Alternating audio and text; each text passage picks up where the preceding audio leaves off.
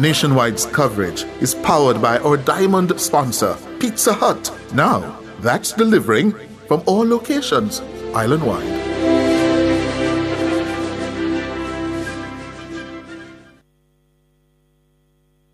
Catch the E-Zone with me, the Stinger Honeybee, alongside Kareem Boyating. as we turn up the Heat in the street. New show. New vibes. Same us. Same us.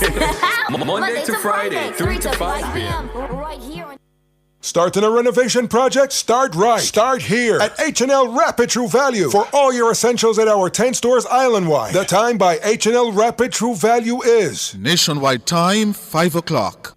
Crisp and refreshing. Room temperature or chilled. A Pure Water would drink. The temperature by Pure Water is 32 degrees Celsius in Kingston, 31 out west in Montego Bay. News at 5 teasers are brought to you by Advanced Scales and Equipment. Service is our total commitment. From the Nationwide News Network, comprehensive, incisive, tough. This is Nationwide at 5. Good afternoon, I'm Cliff Hughes. And I'm Robianne Williams. In Nationwide news at this hour, Jamaica's point-to-point inflation rate has fallen to 5.3% as of last month. Health Minister Dr. Christopher Tufton says currently no Jamaican has suffered from rare side effects of the AstraZeneca COVID-19 vaccine. MP Daryl Vaz slams as hypocritical a suggestion by opposition leader Mark Golding that dual citizens be allowed to sit in Gordon House. Anything that they can say or do to win votes, they will do, regardless of the morals or the principles. Omar Collymore, who was found guilty of killing his wife, Simone Campbell Collymore, will be sentenced on July 11. And Simone's mother says she forgives Omar. I forgive him because forgiveness is not for the person, forgiveness for me.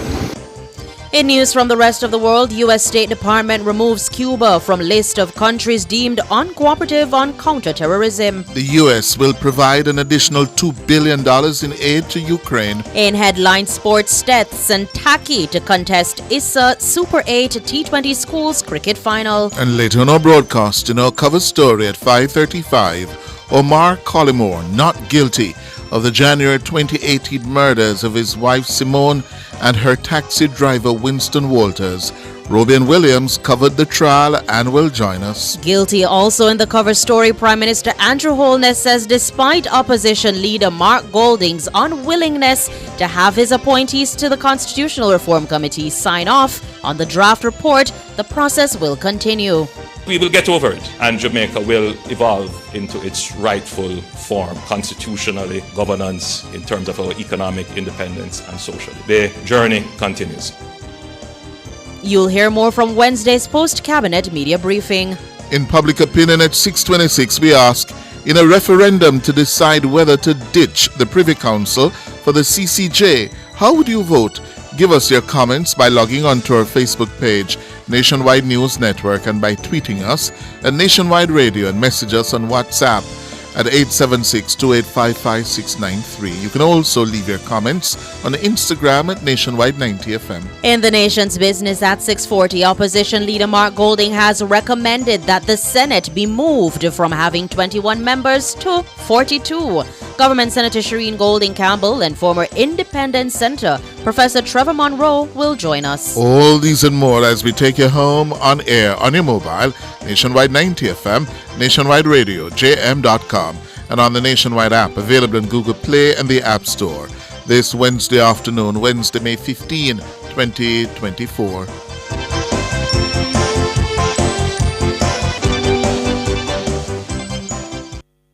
News at 5 teasers were brought to you by Advanced Scales and Equipment. Service is our total commitment. If it's news, it's got to be Nationwide 90 FM. Now to the details. Jamaica's point-to-point inflation rate has fallen to 5.3% as of last month, April. That's according to the latest information provided by the Statistical Institute of Jamaica, Statin, on Wednesday. The fall represents a 0.3 percentage point reduction from the previous month, March. It's a third straight monthly decline in the rate of inflation. It's also the second consecutive month of inflation being within the Bank of Jamaica's target range of 4 to 6%. The main contributors to the rate were food and non-alcoholic beverages, transport, housing, water, electricity, gas, and other fuels. According to Statin, inflation for the calendar year to date was negative 1.8%. The point-to-point inflation rate for April was 5.3%.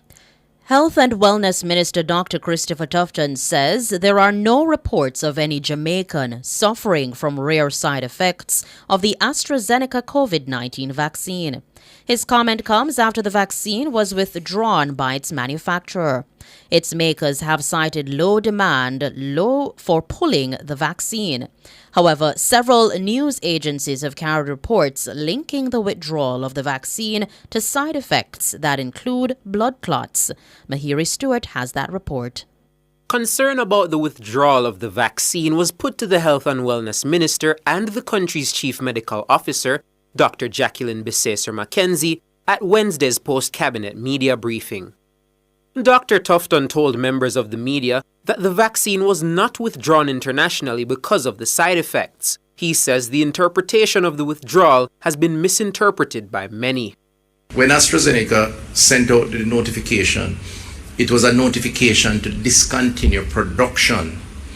And there seemed to have been some interpretation or extreme interpretation that it was a notification based on a recognition, maybe, that the vaccine somehow was going to,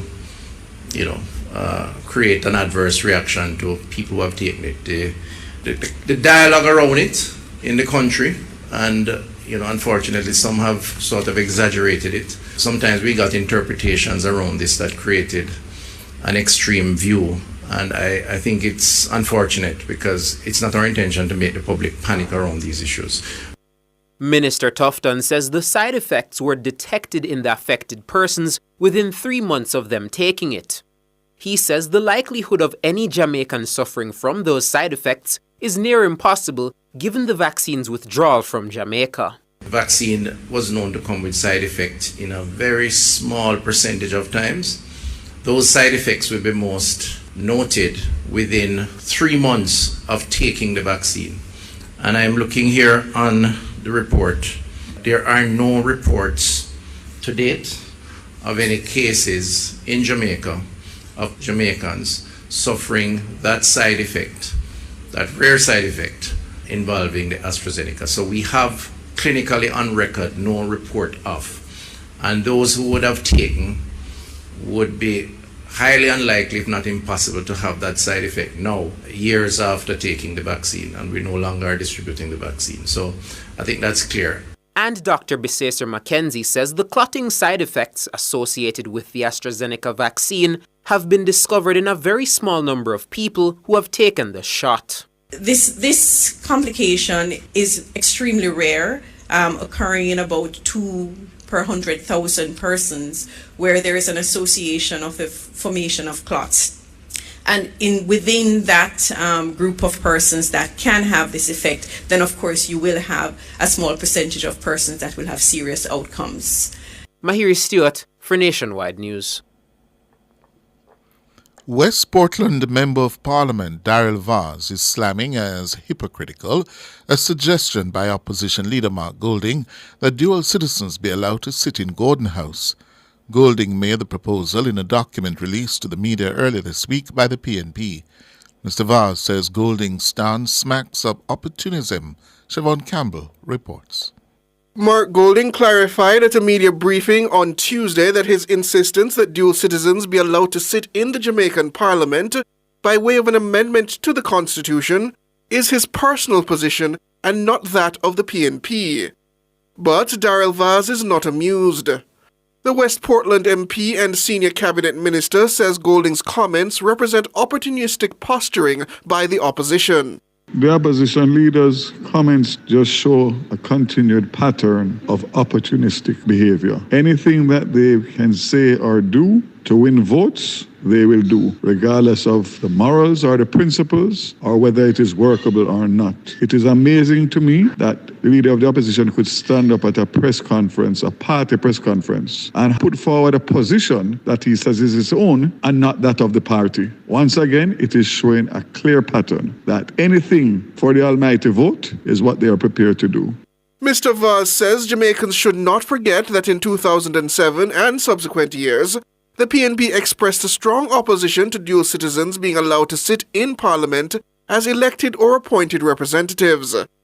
He notes that the party had gone as far as hauling several JLP MPs, including himself, before the court because they were dual citizens. Let me just remind, especially those who were too young back in 2007, to understand that the position that they took to take me to court was to win government. The margins of government were razor thin, and they expected that the court would have ruled to give the seat to the opposition opponent. And if that had happened, we would be talking different story today. But the court ruled a by-election for which I was successful. So that again was opportunistic. Anything to take government is what they are prepared to do. And that pattern continues to today. And the only thing that I can say to Jamaica is take sleep and mark death. Mr. Vaz says Jamaicans should take note of what he describes as the PNP's hypocritical posturing on the issue of dual citizens. Not to mention the cost to the taxpayers of Jamaica back in 2007. Not only to hold a by-election for me, but several other by-elections thereafter, costing the taxpayers hundreds of millions of dollars. But that did not stop them. Once it meant there was an opportunity and a chance to get power and governance by any means, including the court, they were prepared to do it. Siobhan Campbell for Nationwide News.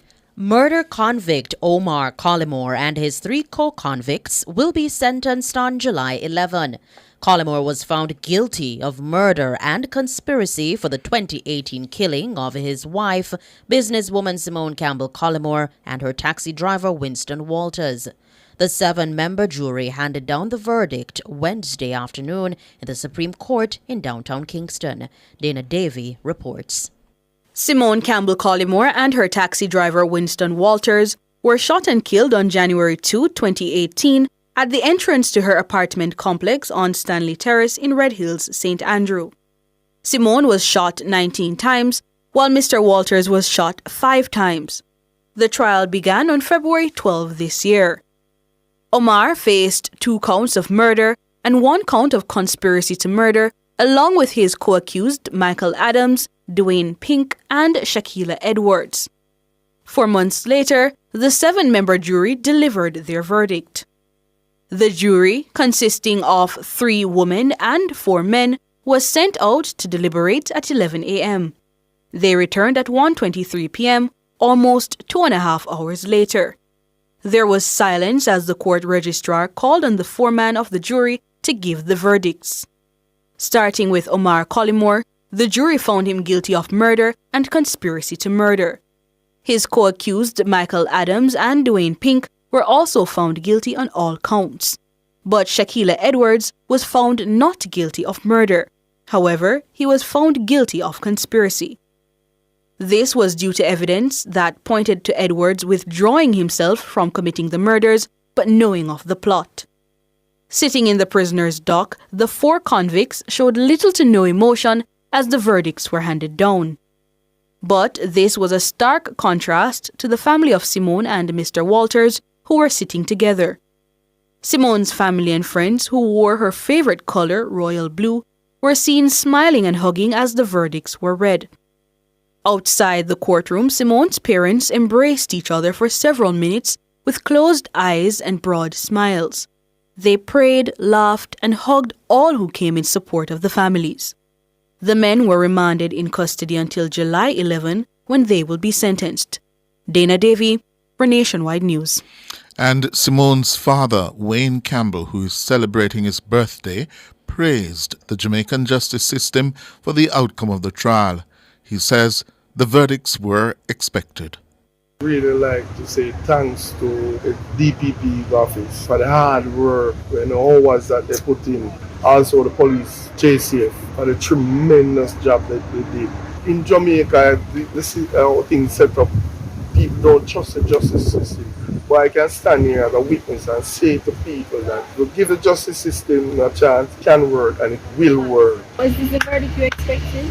Oh, definitely. I don't want to use the word to say that we're sure, but this is what we expect. That we trust God. No, man. Once you trust God, man, you don't walk with doubt. Once you trust God. Wayne Campbell, the father of Simone Campbell, Collymore. Simone's mother, Karen Campbell, says she has forgiven Omar. After the sentencing is done and they done, I pray that the Lord will convict them. While they're behind bars, they will, look at the crime that was committed by them and the loss, the pain that it caused both family, the Walters and the Campbell's family. I will pray that God will give them salvation. I forgive him because forgiveness is not for the person, forgiveness for me. And that is why we are standing here today, because of forgiveness. Karen Campbell, the mother of Simone Campbell Collymore. They were speaking with journalists outside the Supreme Court this afternoon. You're listening to Nationwide News at 5. More news after these.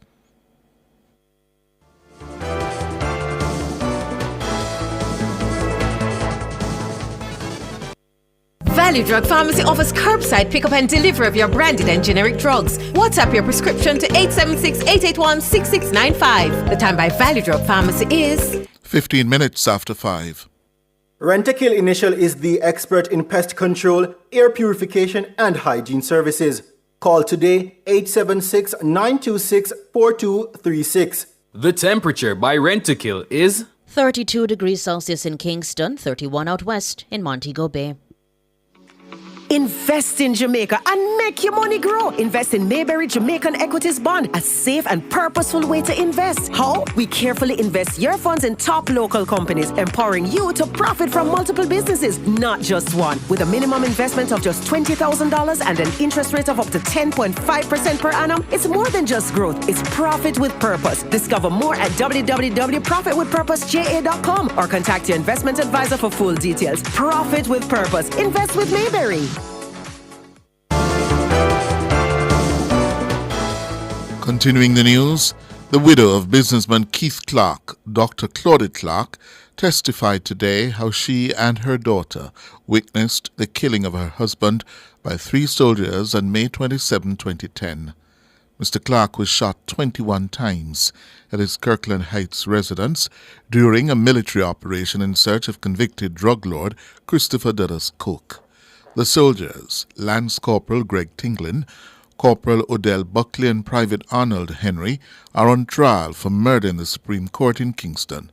Robian Williams reports.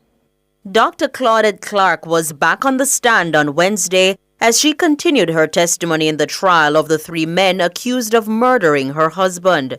She told the court that she saw her husband, Keith Clark, fall to the ground after being shot in the back by 3 soldiers.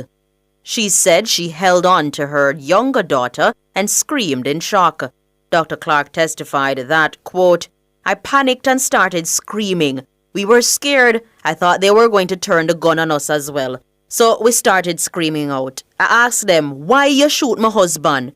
I was asking question and they asked, what's name? And I said his name is Keith Clark." According to Dr. Clark, after her husband was shot, the soldiers started to pick things up off the ground. She said she saw the soldiers putting items in their helmets. When asked about the items, Dr. Clark was unable to say what they were, but said they seemed small. She added that there were still other sounds of gunshots coming from the rest of the house. She said, quote, "We were told to get on the floor. We were on the floor, lying face down. Another man came in and he didn't have on any army clothes. He identified himself as a police and I spoke to him." End quote. Dr. Clark and her daughter were then removed from the house. On Tuesday, Dr. Clark told the jury that her husband climbed to the top of a closet to hide because they didn't know who was in their house. She said he told her that he's not going to allow criminals to come inside their house and kill them. The prosecutor asked, "Was anyone apprehended at that time?" Dr. Clark answered, "No, madam, because there was no one else there. Nobody else was found in the bedroom nor the house." The trial will continue on Thursday morning at 10. Robianne Williams for Nationwide News. The two students of Titchfield High School who were killed in a car crash on Tuesday afternoon have been identified as Jawan Winter and Onej Lindsay. The two boys, who died while making their way home from school, were in grade 9. They were among a group of passengers traveling in a blue Toyota picnic taxi when it crashed into a parked truck on Blueberry Hill Main Road in Buff Bay. Titchfield High School principal Richard Thompson told Nationwide News that 5 other students were injured in the crash and are in hospital. Of the 5 that survived the accident, 3 have been transferred to the Kingston Public Hospital with what is considered to be serious head injuries, and another 2 remain at the Anatomy Hospital. Principal Thompson says both Yawan and Onej were good students and popular among their peers. Onaji Lindsay was described by his teachers as being respectful, cooperative, very supportive young man. And Jawan, who I know personally as a student, he was a member of our school band at devotions, different school activities and functions. He'd be on the drums or any other musical instrument for that matter. He was very talented. So they're popular among the school population. So the loss is affecting us in a very serious way, and the entire school population is grieving at this time. Richard Thompson, principal of Titchfield High School in Portland. Meanwhile, the Titchfield High School principal says counselors from neighboring schools as well as the Ministry of Education are helping the students process their grief. This morning we brought the school together, had a general devotion where we informed and updated the students on the situation and prayed with them. We have been supported by counselors from other schools as well as the Ministry of Education Region 2 counseling unit. So we have quite a number of persons coming up to be with us and our students and the staff offering grief counseling. Richard Thompson, principal of Titchfield High School. For its part, the Education Ministry says it dispatched a grief crisis team to Titchfield Wednesday morning. In a release to the media, Minister Favour Williams said the ministry will provide comprehensive psychosocial support to the affected students, staff, and the surrounding community. World in a Minute is brought to you by ABC Electrical Sales. We make things as easy as ABC. Hose assembly and supply, equipping Jamaica for success. And Charles O'Connor Consulting Network, COCN, driven by international accounting standards, modern technology, and integrity. The World in a Minute. U.S. Secretary of State Antony Blinken has removed Cuba from the State Department's short list of countries that it deems less than fully cooperative against violent groups. The U.S. Department made the announcement in a statement today. It said Mr. Blinken had found that Cuban and U.S. law enforcement were again working together on counterterrorism and other efforts. The State Department, in compliance with the U.S. laws on arms exports, maintains a list of countries perceived as not cooperating fully on counterterrorism. And the United States will provide an additional $2 billion in aid to Ukraine. Secretary of State Antony Blinken made the announcement on Wednesday during a press conference in Kyiv. The funding will be directed towards providing weapons for Ukraine in the near future. Blinken described the financing support as the first of its kind. World in a Minute was brought to you by ABC Electrical Sales. We make things as easy as ABC. Hose assembly and supply, equipping Jamaica for success. And Charles O'Connor Consulting Network, COCN, driven by international accounting standards, modern technology, and integrity.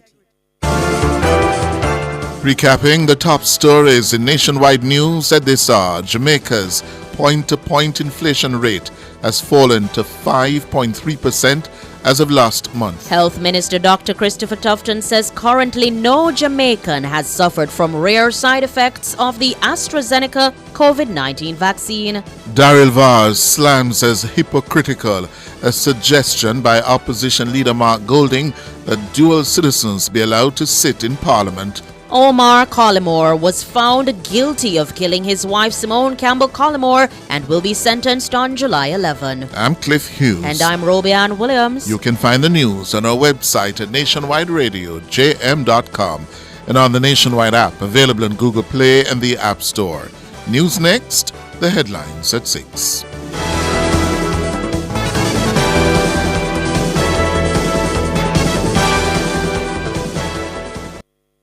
If you save, pay, borrow, invest, or insure with NCB, now it's time to own a part of the NCB Financial Group Limited in its additional public offer. For as little as $6,500 in the general pool, you can own shares in the business built on strong performance and making life better for all Jamaicans. Invest in our future. Invest in your future. Offer opens May 6 and closes May 27. Apply for shares at goipo.jncb.com. Conditions apply. Your voice matters, and it's making a difference. In January 2023, you are invited to share valuable feedback on the draft regulations for our National Identification System NIDS. Thanks to your input, these regulations have been enhanced and are now being tabled for Parliament's consideration. Follow the debates and get the latest updates on Instagram, Twitter, and Facebook. Together, we're building a brighter, more secure future for Jamaica.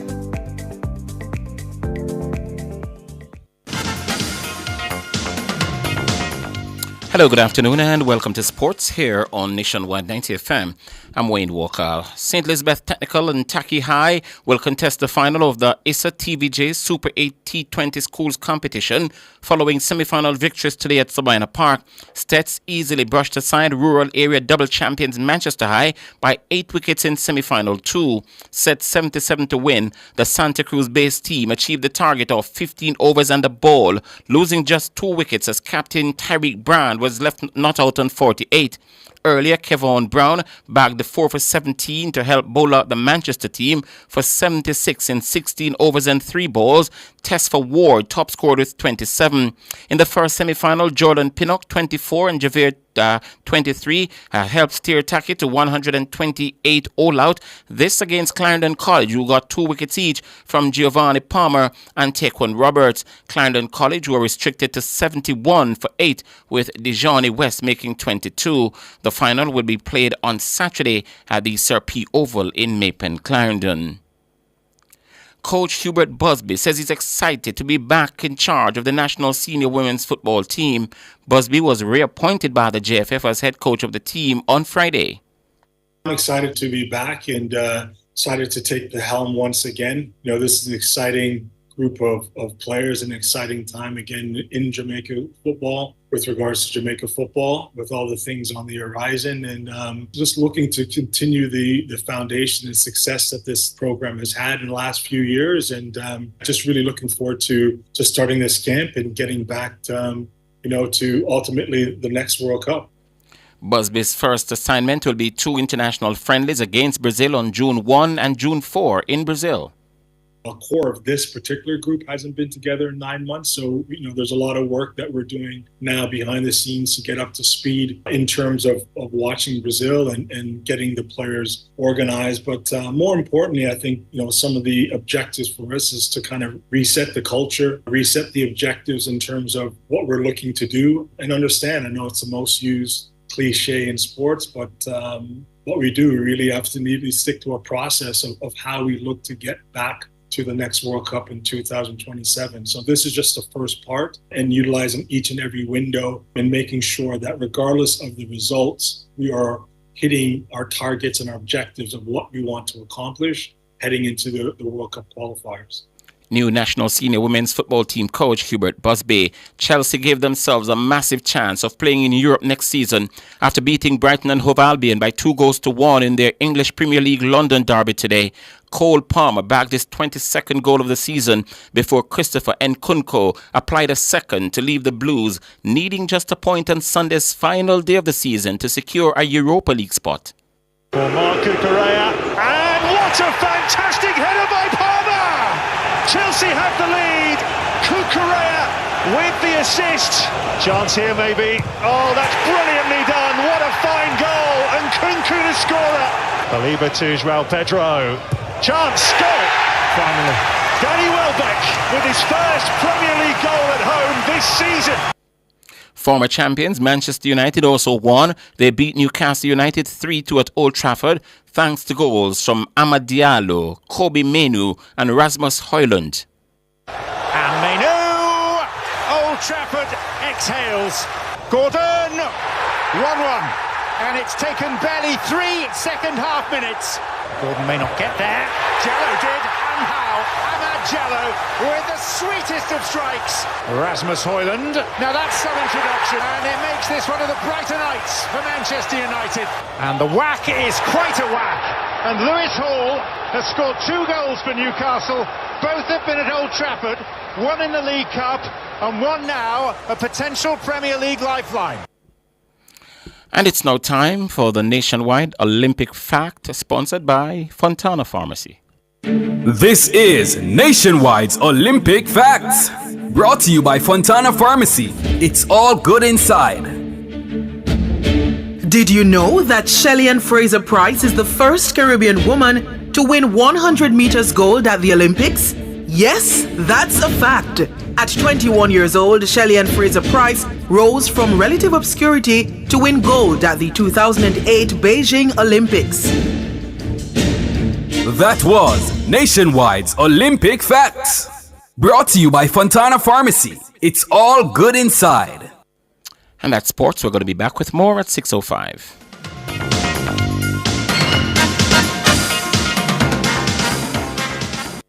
Hyundai, the home of modern, premium, affordable vehicles. Call us at 876-630-1511. The time by Hyundai is 5:30. You didn't know that the government decreased JUTC bus fares? Yes, it's now 70 for adults, 25 for children, and 30 for pensioners. And in April, fares will go down even further to 50 for adults, 20 for children, and 25 for pensioners. The temperature by the office of the Prime Minister is 32 degrees Celsius here in the nation's capital, Kingston. It's 31 in the western city, Montego Bay. Drive Hyundai Hyundai vehicles beyond your dreams with an exclusive 5.99% interest rate. Yes, shop Hyundai Hyundai vehicles and get a super low 5.99% interest rate on your car loan. Plus 2 years free service, 1 year insurance, and 5 years warranty. Offer valid on all 2024 Hyundai Hyundai vehicles. Drive your Hyundai with the lowest interest 5.99%. Conditions apply. Welcome Deluxe, the cream cracker that rises to the top. So crisp, so light, so buttery. When you're good, you're just good. Hey, had the national flavor. You go off and buy this bag. So good, it's just so good. Welcome Deluxe, the cream cracker that rises to the top. So crisp, so light, so buttery. National Baking Company, just so good. Accelerate your career with the right ally. Mona School of Business and Management. Explore our suite of highly ranked, specialized, globally competitive graduate degrees, including our internationally accredited MBA program. At MSBM, we nurture critical thinkers and innovative leaders, placing our graduates in a league of their own. Join the community of trailblazers making an impact at home and abroad. Apply online today. Global knowledge, regional solutions.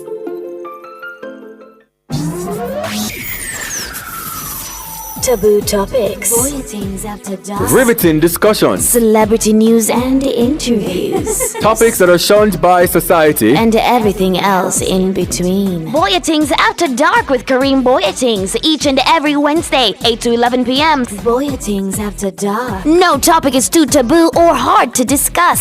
Come get your mind blown and your curiosity explored. Boyatings After Dark. Tune in to Nationwide 90 FM, the new revolution in media. Stay ahead of the curve with our cutting-edge reporting and accurate breaking news coverage. We are having an earthquake. Oh, God. Hear it here first on Nationwide 90 FM. Is that really clip you started? Tune in, turn up the volume, and listen. We bring a mix of news, entertainment, and sports to your lives. Nationwide 90 FM's live and continuous coverage of the World Championships in Budapest, Hungary. News and discussions week mornings. Coming up in the news at 6 for this morning. Entertainment in the afternoons, then news again in the evenings. Nationwide news at this hour. Fired. Also, tune in to the entertainment and sports shows in the nights and on the weekends. It is Boy Things After Dark right here on Nationwide 90 FM. Everything is news, from current affairs and entertainment to sports, business, and other categories. Nationwide 90 FM. This is Beanie Man. Give it to them. Zaga, Zen. From every whisper to every commotion. That's rubbish. The KSAMC cannot investigate itself. Was Click News really talking like that? Every news story unfolds here first at Nationwide 90 FM, the new revolution in media. Every sound is a story, and every story we share is news.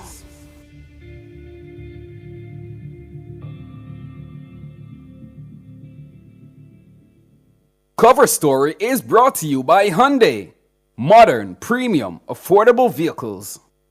Drive Hyundai Hyundai vehicles beyond your dreams with an exclusive 5.99% interest rate. Yes, shop Hyundai Hyundai vehicles and get a super low 5.99% interest rate on your car loan. Plus 2 years free service, 1 year insurance, and 5 years warranty. Offer valid on all 2024 Hyundai Hyundai vehicles. Drive your Hyundai with the lowest interest, 5.99%. Conditions apply.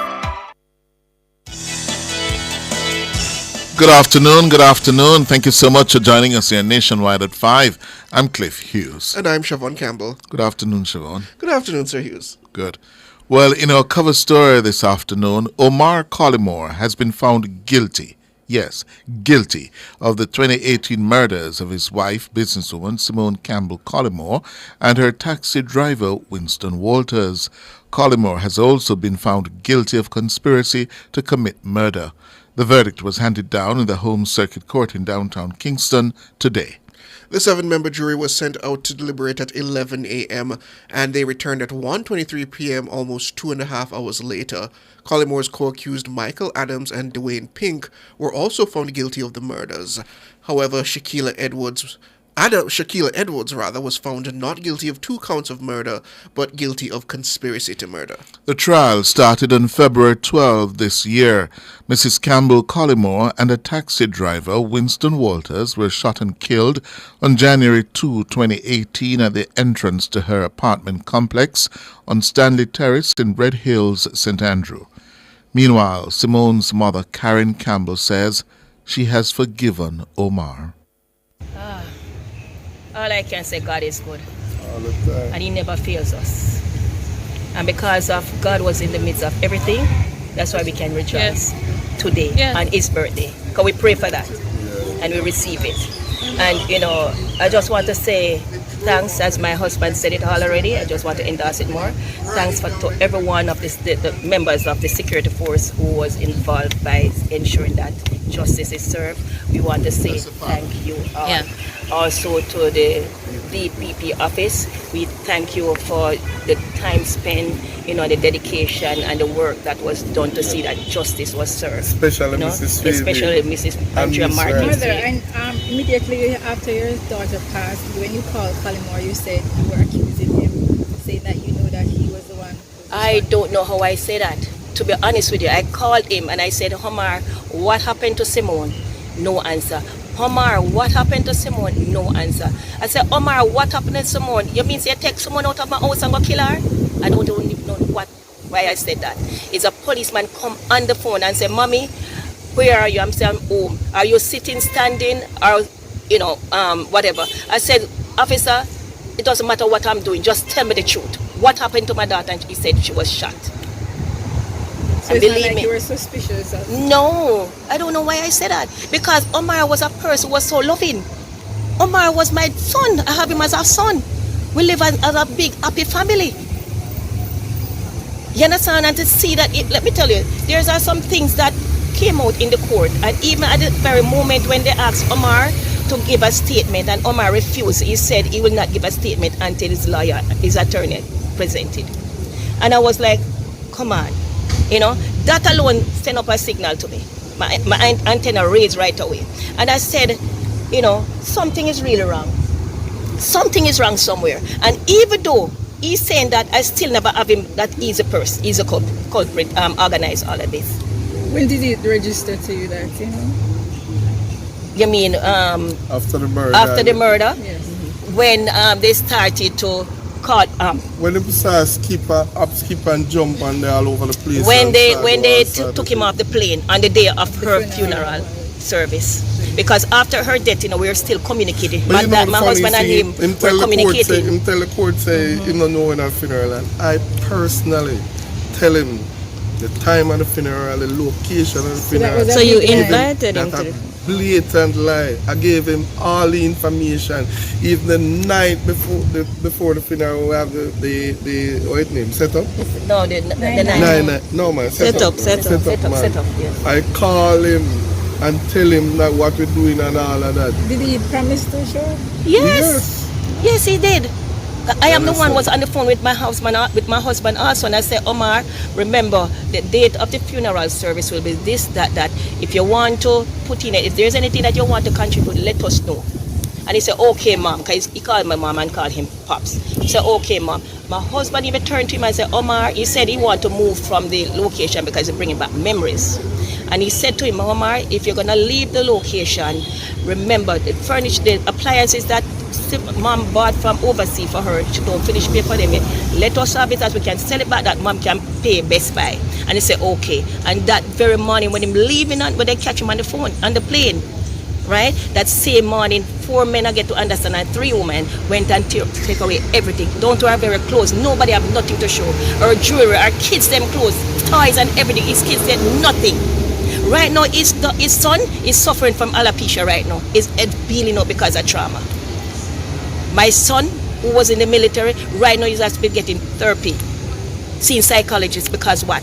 He's traumatized because his sister and him was very close. We are a very close family. Has the children been watching the trial? No, but they go on YouTube and sometimes they go online because the counselor told us that the son told her that at times once a month he'll go online and read up on his mom and his dad. And his son let us know, did you know, Grandma, that he killed somebody else overseas? And he's just 11. But yeah. we'll be but at the end of the day, at the end of the day, we just want to thank God because God was in the midst of everything and God answers prayer. And we want to say thanks again to everybody who participate, our friends and relatives, our prayer warriors who stand up with us, throughout this whole trial, support us in prayers and, everything. So we just want to say thanks to everybody. But most of all, thanks to And before you go, we notice you're all wearing blue. Any significance? It is her favorite color, blue. And most of all, I want to say, after the sentencing is done and they're done, I pray that the Lord will convict them. While they're behind bars, they will, look at the crime that was committed by them and the loss the pain that it caused both family, the Walters and the Campbell's family. And we pray that God will give them salvation. I forgive him because forgiveness is not for the person, forgiveness for me. And that is why we are standing here today, because of forgiveness. You understand? Because if you do not forgive, God will not answer my prayer. That's Karen Campbell. She's the mother of Simone Campbell Collymore, and alongside her husband and father of Simone, Wayne Campbell. Well, Robian Williams, our court reporter, is in studio with us, and she'll give us a breakdown of what took place in court today. Hello, Robian. Greetings, Siobhan, greetings, Cliff, and greetings to our listeners or viewers. It was before I talk about what happened today in court. It was an emotional 4 months. The trial was an emotional one for the family, for everybody who was sitting down and listening to what was happening or what happened in this matter. It was an there was a time where me shed some tears. I mean, no, as journalists we're supposed to keep or cool or calm and everything, but me shed some tears because if you listen to what Karen Campbell was saying and Wayne Campbell, the mother and father, he knew about the funeral, and he was adamant that he did not know when he was giving his sworn statement. He lied to the court. He lied according to what the they're court, saying. according to the Campbells. In court, it was also emotional when the verdicts were being handed down, the Walters family. And I want to point out that the Walters family, they were present for some parts of the trial. The Campbell family were there every single day. So why we, the media, weren't able to speak to the Walters family, because they weren't there. Some of the times, most of the times, they weren't there. Today we were searching, but it seems as though they left before we could have a chance to speak with them. Yes. But in court, it was emotional. The Campbells and the Walters, they sat together, supporting each other. Simone's mother, she was clasping her hands. I don't know if the YouTubers can see me like this, and just thanking God. That's what they were doing in court. They were supporting each other, the Walters and the Campbell. As it relates to the convicts, the now convicted murderers, emotionless. There was no readable expression on their faces. There was nothing. They just sat there while their verdicts were being read. They knew what they did. They knew. The evidence was there. Electronically, the data, the call data records, which show that Omar Collymore, he communicated more with Adams, the man he contracted to carry out the killing. He communicated over 300 times within a 78-day period. So that the evidence was there. The evidence was there. It was strong. It was strong. And listening to the Collymores, the Campbells, Karen and Wayne Campbell, the mother and father of Simone, they said it was a close family. The mother said they are a close, happy family, and she regarded Omar as her son. Indeed. Omar and Simone, they got married in 2010 in the U.S. They relocated. They came back to Jamaica because Simone is from Jamaica. As we know, Omar is not a Jamaican. He is from Barbados. Yes. So they came to Jamaica in 2010 when they got married that same year. They lived with the Campbells up until 2017, September 2017. So you can imagine the relationship that was the relationship that was built. They considered him to be a son. He called them mom and pop. Yes. They were close, and it came out in court that Simone was the center of the family. She was she was driven, she was motivated, she was a businesswoman. She was strong, headstrong. Yes. Were you able to have word with either the prosecution or the defendant's attorneys regarding the outcome of the trial? The the defense, they did not want to speak at this time. They said they wouldn't speak at this time. As it relates to the prosecutor, Andrea Martin Swaby, Mrs. Andrea Martin Swaby, she spoke with us off the record. She usually speak with us off the record, and it was a good response that she gave. Yeah, you can't quote what she said off the record. Yes. But I noticed Mr. Campbell, praised the prosecutors and the police. It is his birthday. Oh. Today is his birthday, and he prayed for this. He prayed for this, and he got this. And I think this is a birthday that he will never forget. Yeah. And he's praising the justice system because he believes that though it won't bring her back, he said that in the interview that we did with him. Yes. Though it won't bring her back, it has brought closure to them. Yes. And that's hugely important. Very, very important. And I must point out that in the grand scheme of things, we're forgetting that there are 2 children involved. Yes. Yes. They mothered and fathered 2 children together. Yeah. One, the boy, 11 years old. And I don't think the daughter is older. Yes. So it's Yes. And it's very sad. It is a very sad thing to know that one parent is dead and the other is behind bars for that same thing. It's very sad. And you see these matters more and more coming up in the court. It's traumatizing. Yes. And it resurfaced that Collymore, it is alleged, had killed a previous girlfriend of his. In the U.S. It is alleged. They were investigating him for that. That I'm sure. And he was being investigated for that, I'm sure. Oh. And Ruby, tomorrow, another big day in the court. Indeed. The Beachy Stout. The Beachy Stout, Oscar Barnes sentencing. That will happen tomorrow in the Supreme Court. Wow. And before we go, Roby, when again will Collymore be in trial for his own sentencing? July 11. So they will come back for the sentencing on July 11. Yeah. And you said something earlier. You broke down. Yes, man. Because I want to tell you at what point I broke down when she was pleading, when Simone Campbell Collymore was pleading with her husband, and we heard the audio. We heard her in court because the thing was they had voice notes from previous conversations between Omar and Simone. And those were played in court. Text messages were shown in court. How she pleaded with him. She wanted her marriage. She wanted her man. She wanted her children's father under one roof. And I must point out that in September 2017, Omar moved out of the Campbell's residence. December 2017, Simone moved in with Omar and she was shot and killed January 2, 2018. Mere after. Weeks, not even month. He said it himself, about 2 weeks. Wow. So he was plotting her murder. And that's why you hear the Campbells saying that, or Karen Campbell saying that, you take my pitney out of my house, go kill her off. Because it was less than 2 weeks of moving in with him. The prosecutor put it at saying that she didn't even last 2 weeks under his care. Wow. And for a young woman yourself, it made you think about... My eyes are wide open. Yes. My eyes are wide open. Yeah.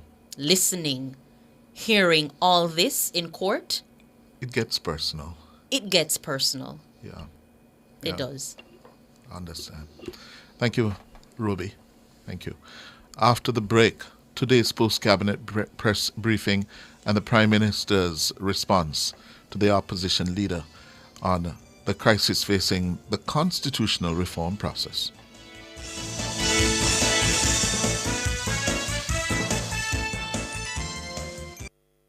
Clearing personal, non-commercial shipments at the port? Avoid the wait. Request a contactless clearance through your agent today. It's more efficient. It's secure. The time by the Jamaica Customs Agency is 5:51.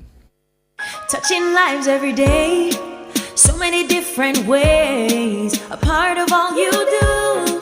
Sagicor will make you feel secure, reaching out for more, will always see you through. Reach for more, whatever you're dreaming, whatever your goals, will help you achieve them. You're never alone.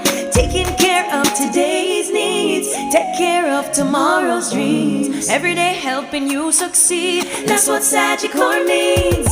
Today's needs, tomorrow's dreams. Sagicor.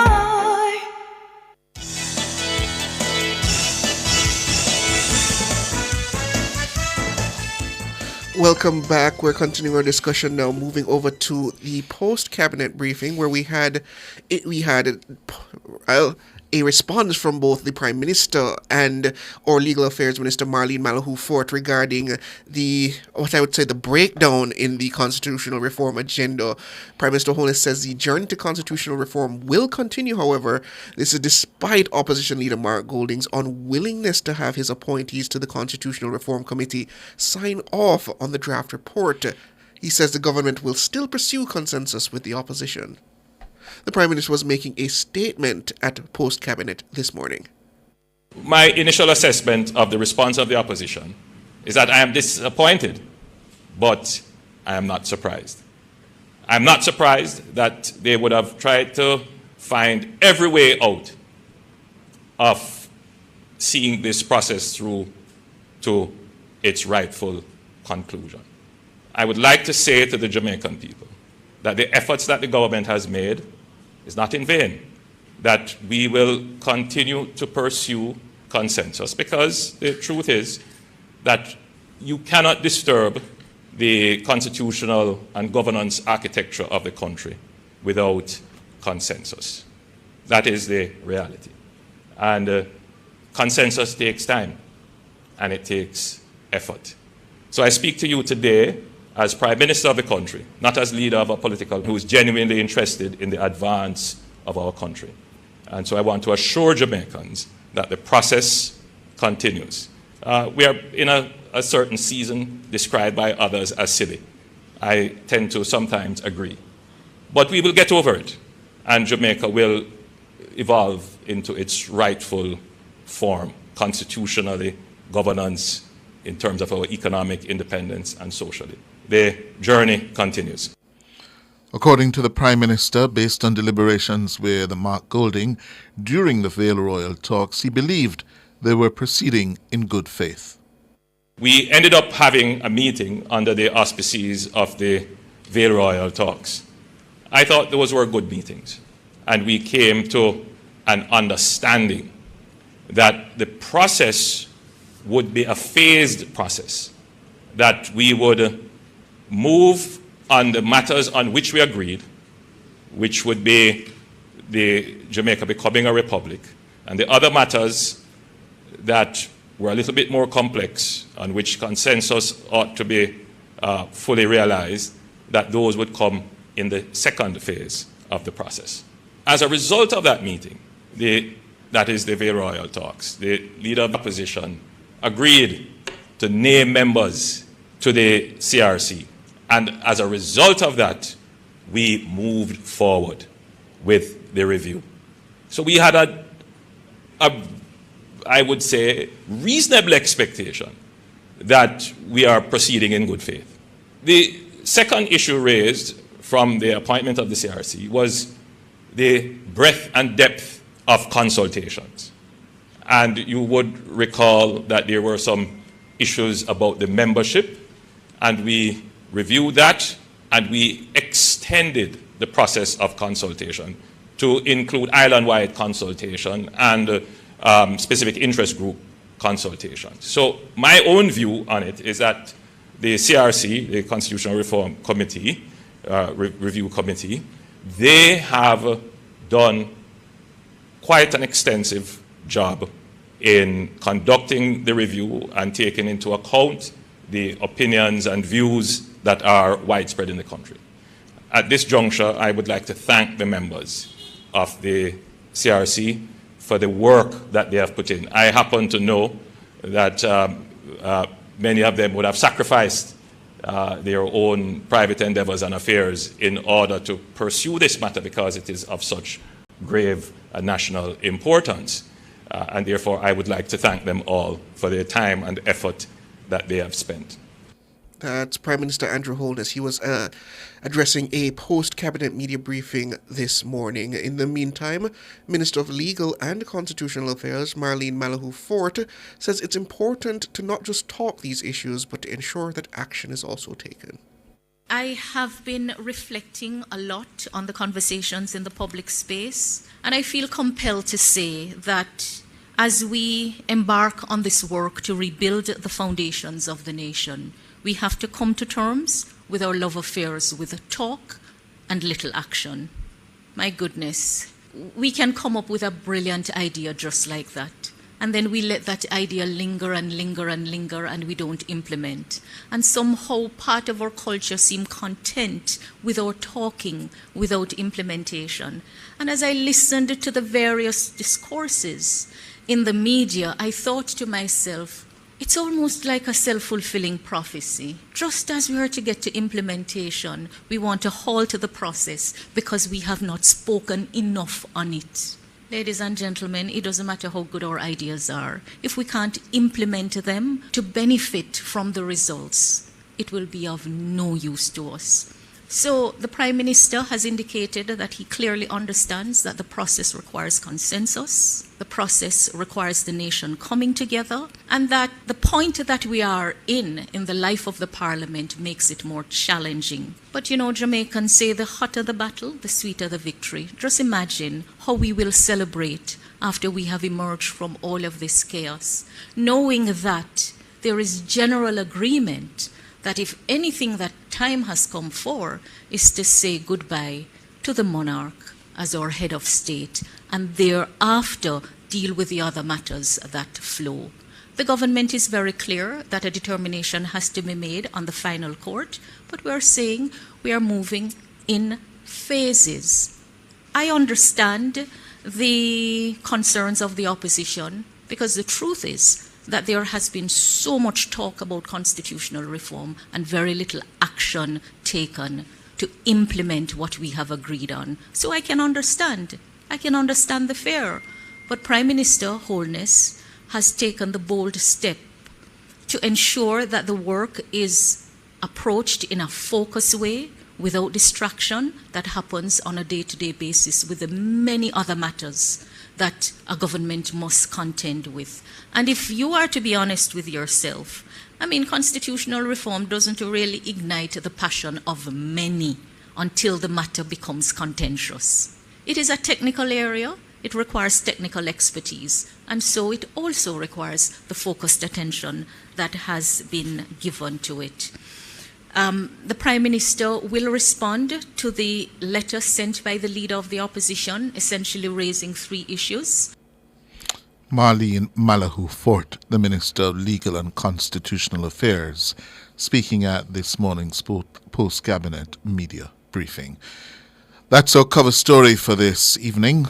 We're going to make way now for the headlines at 6.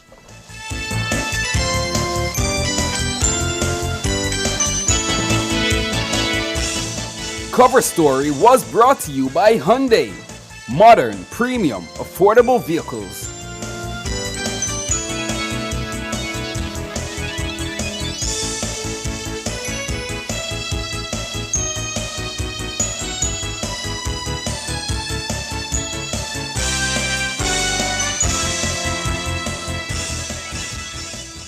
Say hello to peace of mind and goodbye to worry with Guardian Life's new Ultimate Provider Plan and secure your medical expenses in the event of critical illness today. Call 888-367-5433 for details. The time by Guardian Life is 6:01.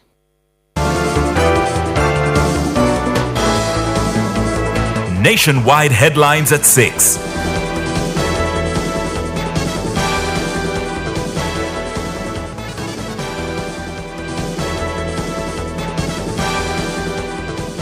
Good evening with the headlines at 6. I'm Shalois Michael.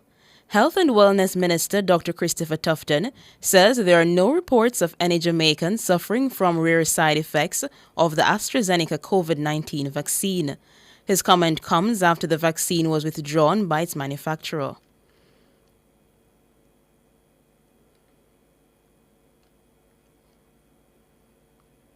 Minister Tufton says the side effects were detected in the affected persons within 3 months of taking it. He says the likelihood of any Jamaicans suffering from those side effects is near impossible, given the vaccine's withdrawal from Jamaica. The vaccine was known to come with side effects in a very small percentage of times. Those side effects will be most noted within 3 months of taking the vaccine. And I'm looking here on the report.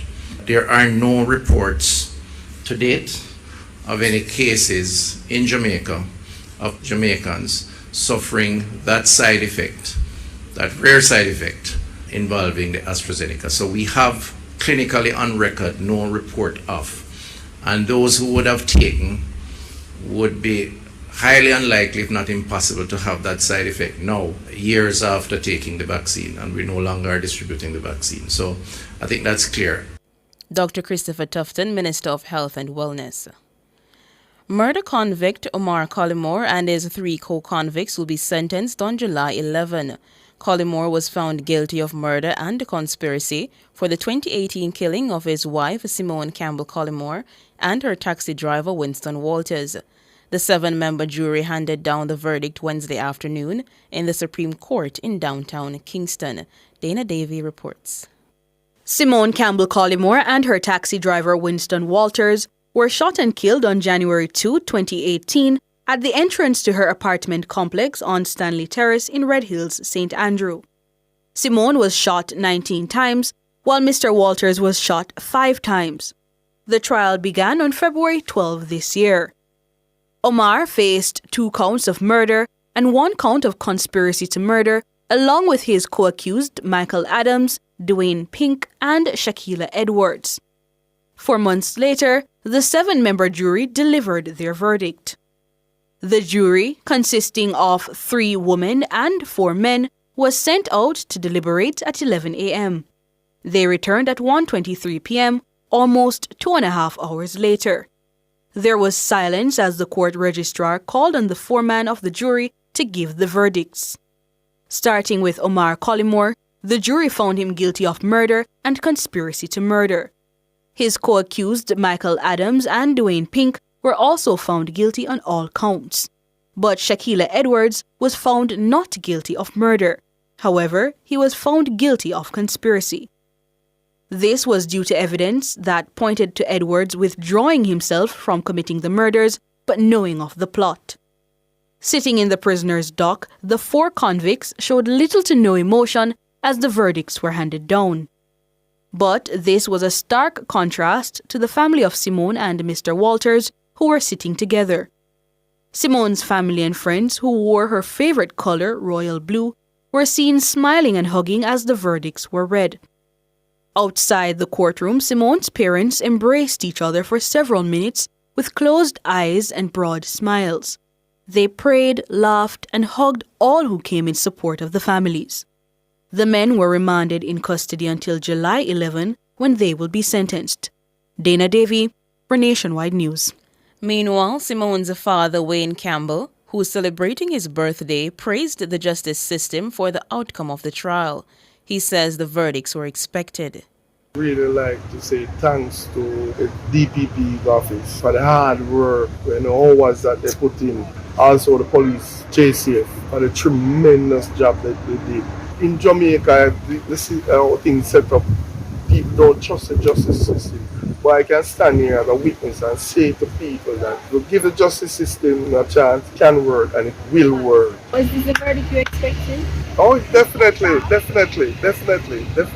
I don't want to use a word to say that we're sure, but this is what we expect. That we trust God. No, man. Once you trust God, man, you don't walk with doubt. Once you trust God. Simone's mother, Karen Campbell, says she has forgiven Omar. After the sentencing is done and they done, I pray that the Lord will convict them. While they are behind bars, they will, look at the crime that was committed by them and the loss, that the pain that it caused both family, the Walters and the Campbell's family. I will pray that God will give them salvation. I forgive him because forgiveness is not for the person, forgiveness for me. And that is why we are standing here today, because of forgiveness. Mother of Simone Campbell Collymore. West Portland Member of Parliament Darrell Vaz is slamming as hypocritical a suggestion by opposition leader Mark Golding that dual citizens should be allowed to sit in Gordon House. Minister Vaz says Golding's comments represent opportunistic posturing by the opposition. The opposition leaders' comments just show a continued pattern of opportunistic behavior. Anything that they can say or do to win votes, they will do, regardless of the morals or the principles or whether it is workable or not. It is amazing to me that the leader of the opposition could stand up at a press conference, a party press conference, and put forward a position that he says is his own and not that of the party. Once again, it is showing a clear pattern that anything for the almighty vote is what they are prepared to do. Mr. Vaz says Jamaicans should not forget that in 2007 and subsequent years, the PNP expressed a strong opposition to dual citizens being allowed to sit in Parliament as elected or appointed representatives. He notes that the JLP had gone as far as hauling several He notes that the party had gone as far as hauling several JLP MPs, including himself, before the court because they were dual citizens. Let me just remind, especially those who were too young back in 2007, to understand that the position that they took to take me to court was to win government. The margins of government were razor thin, and they expected that the court would have ruled to give the seat to the opposition opponent. And if that had happened, we would be talking different story today. But the court ruled a by-election for which I was successful. So that again was opportunistic. Anything to take government is what they are prepared to do. And that pattern continues to today. And the only thing that I can say to Jamaica is take sleep and mark death. Darrell Vaz, MP for West Portland. Those were the headlines at 6. I'm Shalois Michael. Sports is next.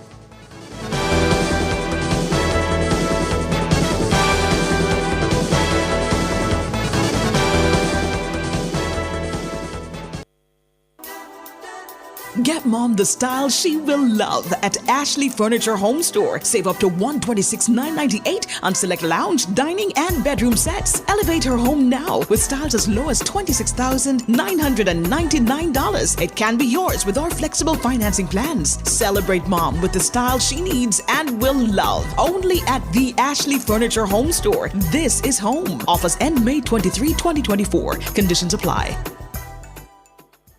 Building wealth the smart way means you have a clear mission for your money. Specific and measurable means defining the reason for your financial goals. Achievable and realistic means keeping those goals meaningful, yet attainable. Think more retirement, less world's richest. Timely means keeping a time frame in mind so that all efforts remain focused. Visit barita.com/opportunities for more growth coach insights.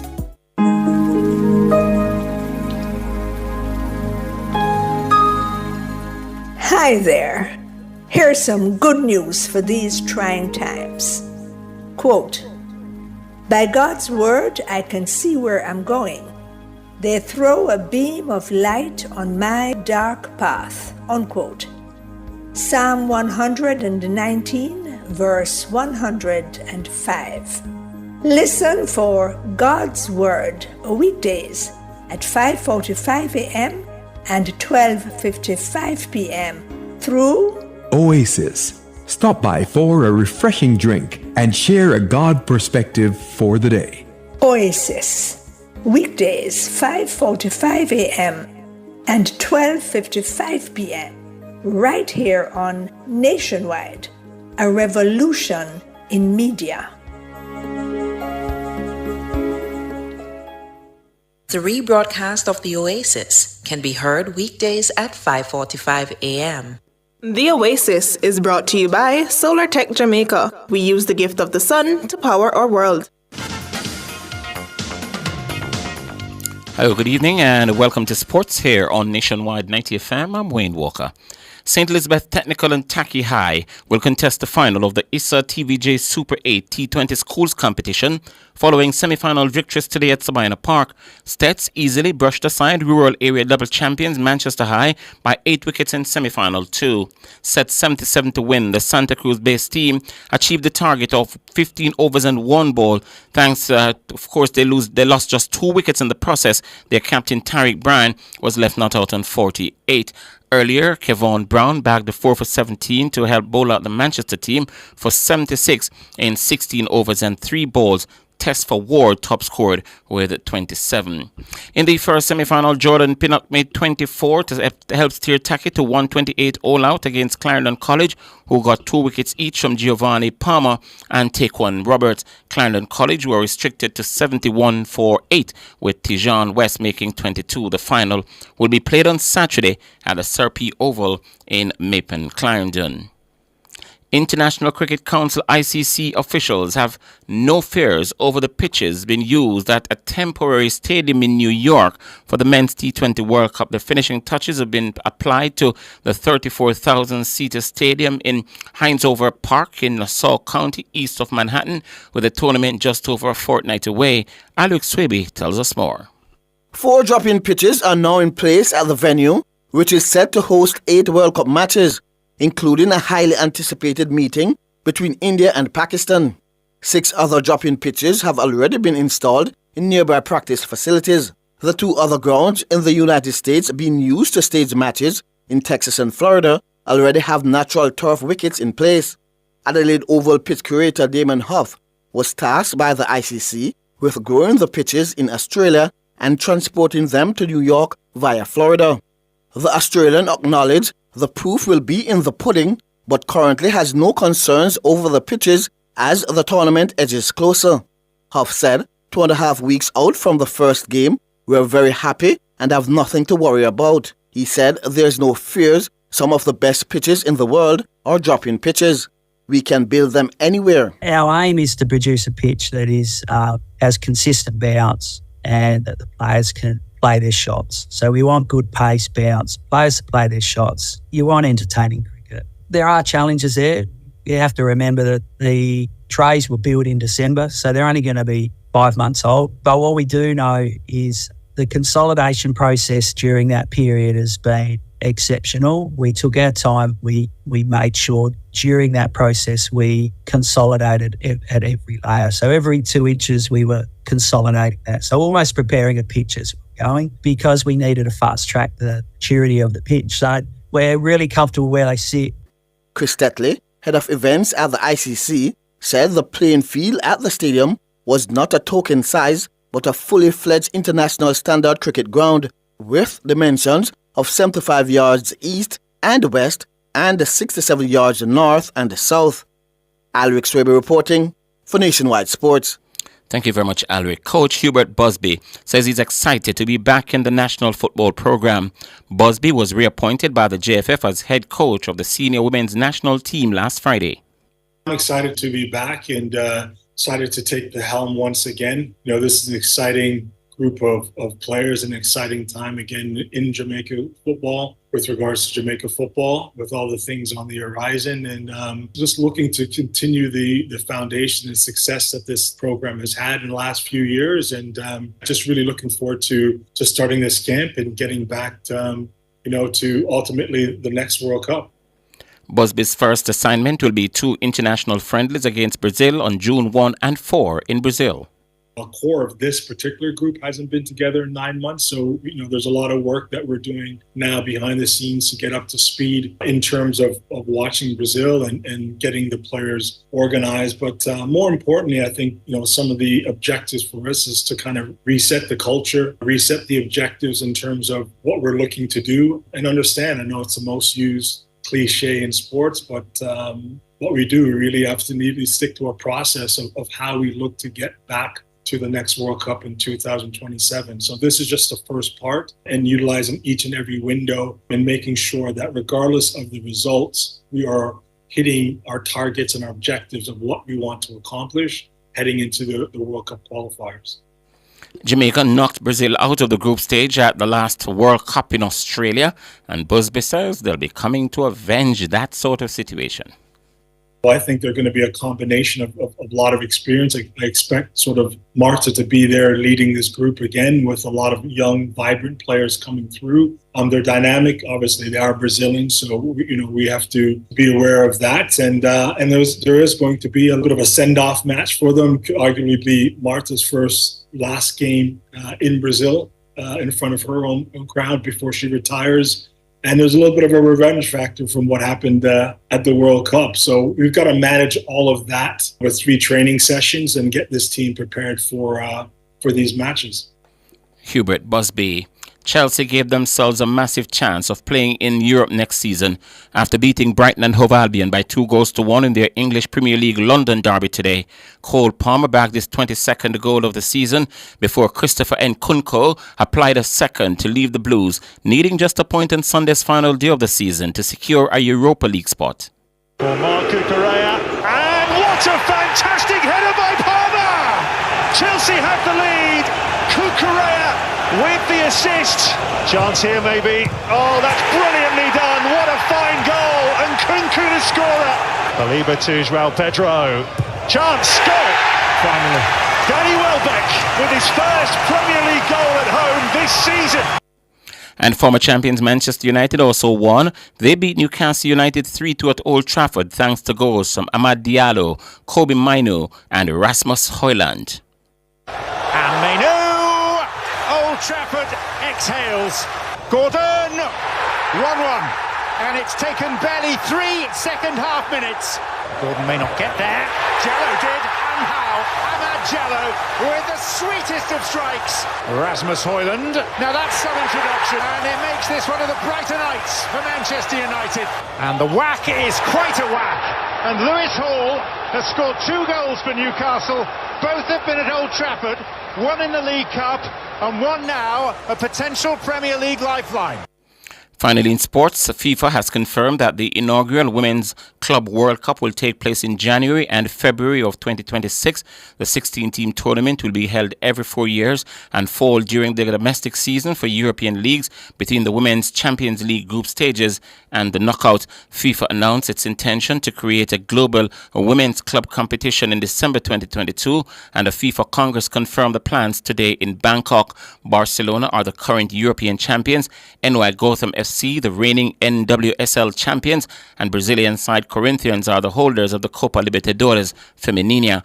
The FIFA Congress also approved a new international match calendar from 2026 to 29 with the aim of providing players with more opportunities for rest and recovery by reducing the number of international breaks from 6 to 5. The first edition of the expanded Men's Club World Cup tournament, which will also be staged every 4 years, is scheduled for next summer. The FIFA Congress is also set to vote for the host of the 2027 Women's World Cup, with Brazil up against a joint bid from Belgium, Germany, and the Netherlands. That's sports.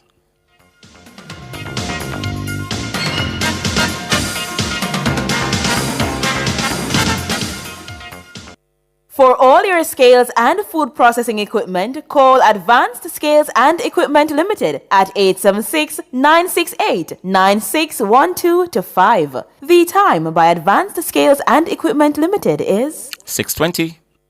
Upgrade your kitchen and bathroom to the next level with Unique Living. They're the ultimate destination for all your kitchen and bathroom needs, from luxurious shower systems to exquisite faucets, vanities, sinks, toilets, closets, and more. They have it all. Visit shop number 6, 30 Dunrobin Avenue, Kingston 10, or call them at 876-755-3661. Elevate your space with Unique Living, where quality meets expectations.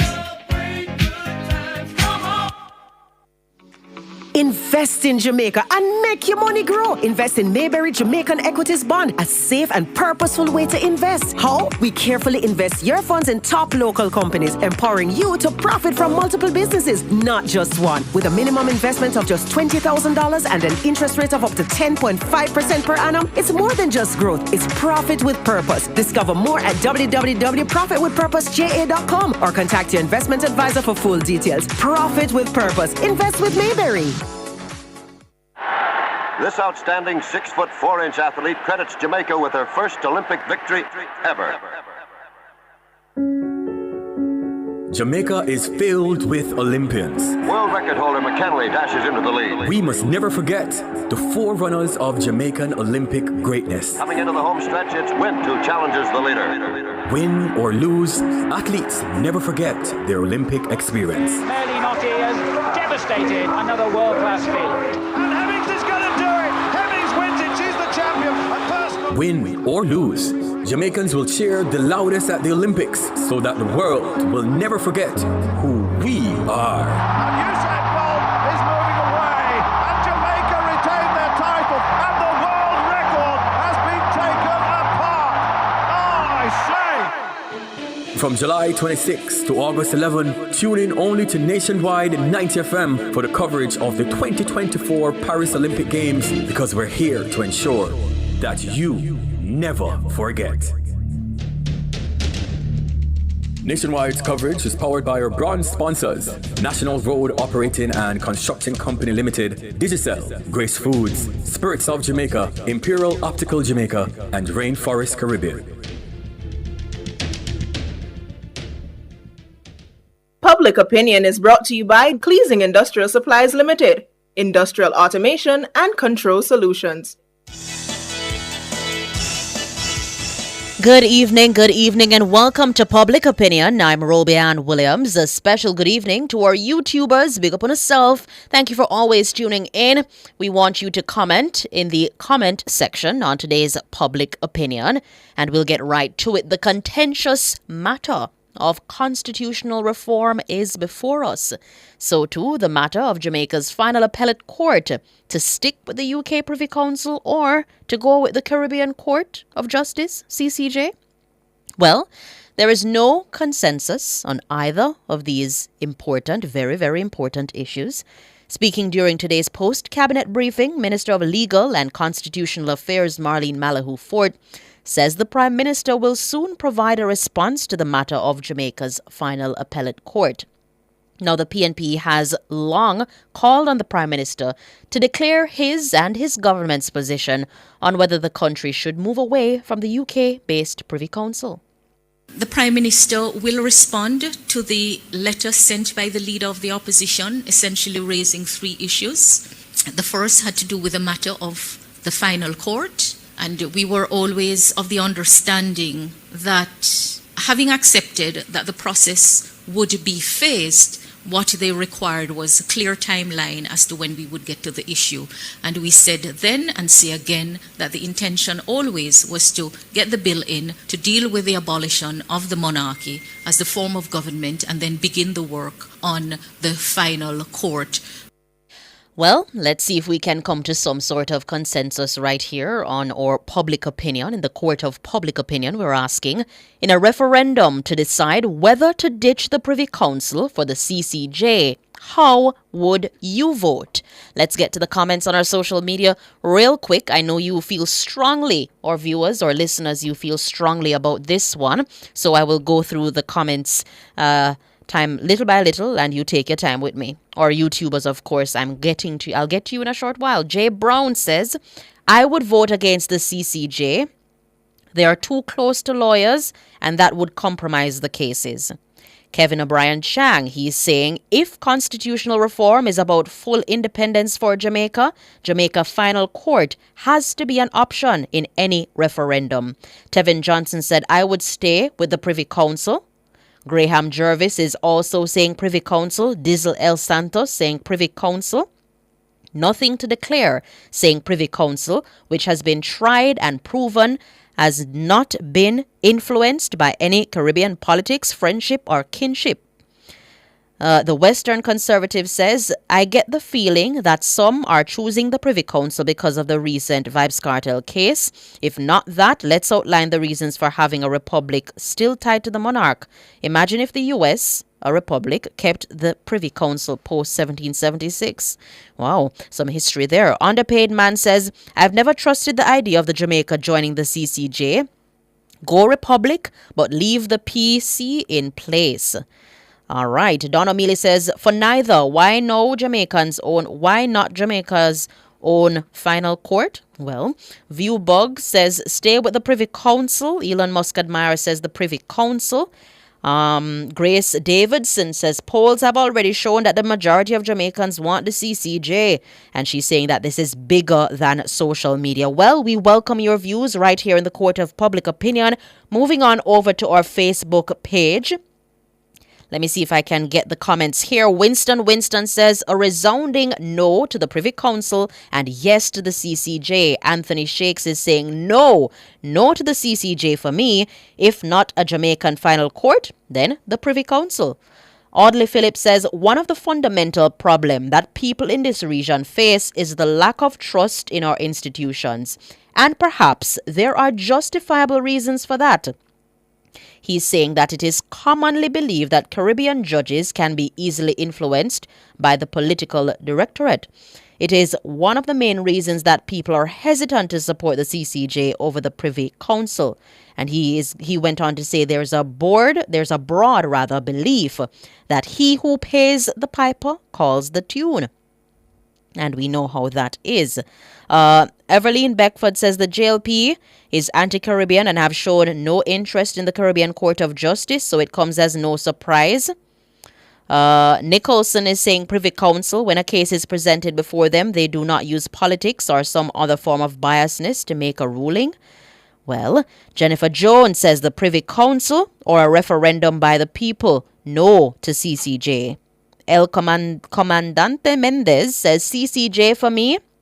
We must complete our process of independence and end neocolonialism. Moreover, I and most of my fellow Jamaicans do not have $9 million any money available to file an appeal to the Privy Council.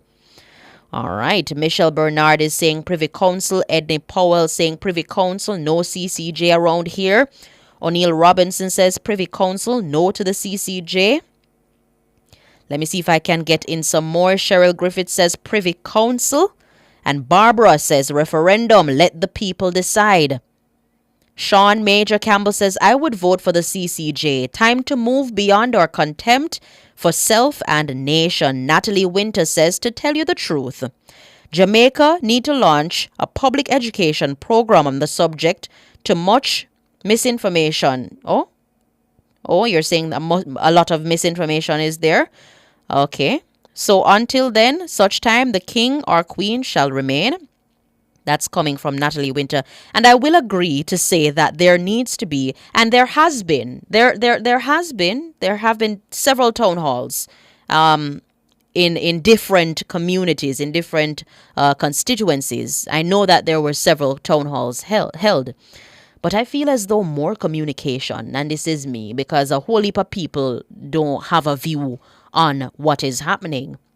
A whole lot of people, I believe, don't have a view on what's happening. So more communication. Communication is always good, you know. Let me see if I can get in some more. Philip Jackson says, this subject has now become a political football. Poor this lady, we call Jamaica slavery still a keep. Marty Perkins said we squander our independence. We say we get it in 1962. It's all about party and power, not Jamaica. And Rose Mason says, no referendum, CCJ, no. Going to the comments on our YouTube platform real quick. In a referendum to decide whether to ditch the Privy Council for the CCJ, how would you vote? Let me see if I can get in some more. Chinbella, I see you're saying no to the CCJ. Bert Plus says no CCJ. Also, Gervan Bennett, no to the CCJ.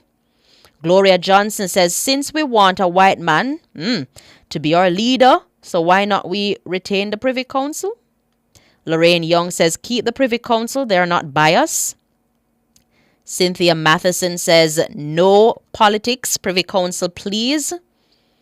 All right. What are you telling me to stop? Prosperity. What is it that you're telling me to stop?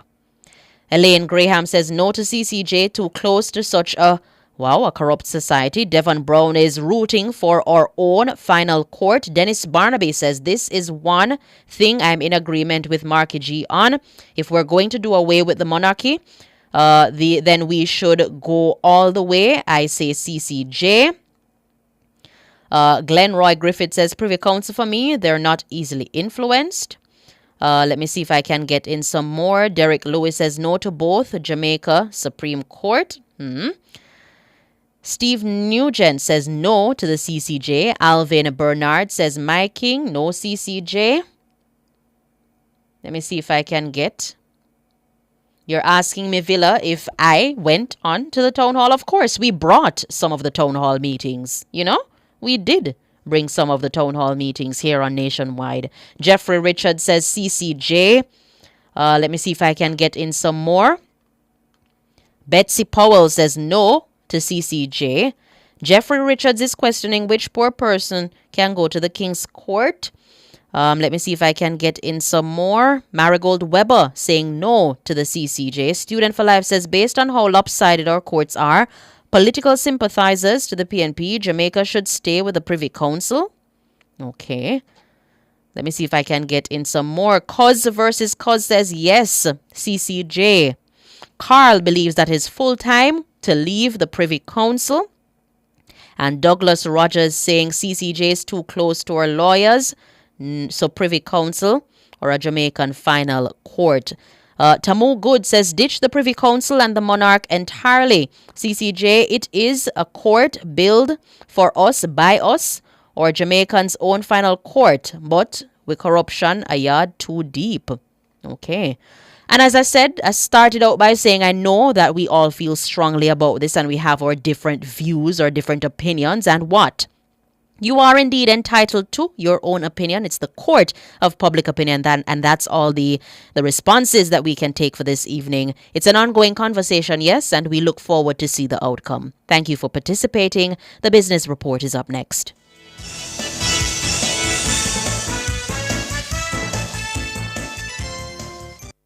Public Opinion was brought to you by Cleasing Industrial Supplies Limited, Industrial Automation and Control Solutions.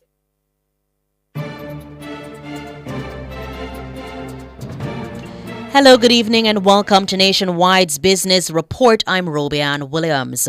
Jamaica's point-to-point inflation rate has fallen to 5.3% as of last month. That's April, and that's according to the latest information from the Statistical Institute of Jamaica, Statin, on Wednesday. Now, the fall represents a 0.3 percentage point reduction from the previous month, March. It's the third straight monthly decline in the rate of inflation. It's also the second consecutive month of inflation being within the Bank of Jamaica's target range of 4 to 6%. The main contributors to the rate were food and non-alcoholic beverages, transport and housing, water, electricity, gas, and other fuels. According to Statin, inflation for the 3 calendar year to date was negative 1.8%. The point-to-point inflation rate for April was 5.3%. Further afield, the pace of price increases in the U.S. showed signs of slowing last month after a streak of higher-than-expected inflation data had stoked concerns about the world's largest economy. The Labor Department says consumer prices rose 3.4% in the 12 months to April, down from 3.5% for the month before. Higher rents and petrol costs accounted for the majority of the increase in the cost of living. The Federal Reserve has kept its key interest rate hovering around 5.3% since last July, hoping that the highest borrowing costs in 2 decades will help ease pressures pushing up prices. Expectations of imminent rate cuts have been repeatedly pushed back since the start of the year. And finally, in the currency markets at the close of trading today, it cost 156 Jamaican dollars and 88 cents to buy $1 US, 197 Jamaican dollars and 63 cents to buy 1 British pound, and 115 Jamaican dollars and 11 cents to buy the Canadian dollar. And that's all the time we have for the Business Report. I'm Robianne Williams. Good evening.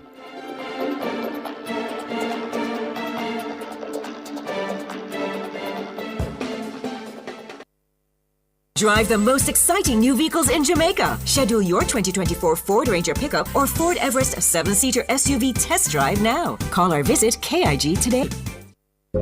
Welcome Deluxe, the cream cracker that rises to the top.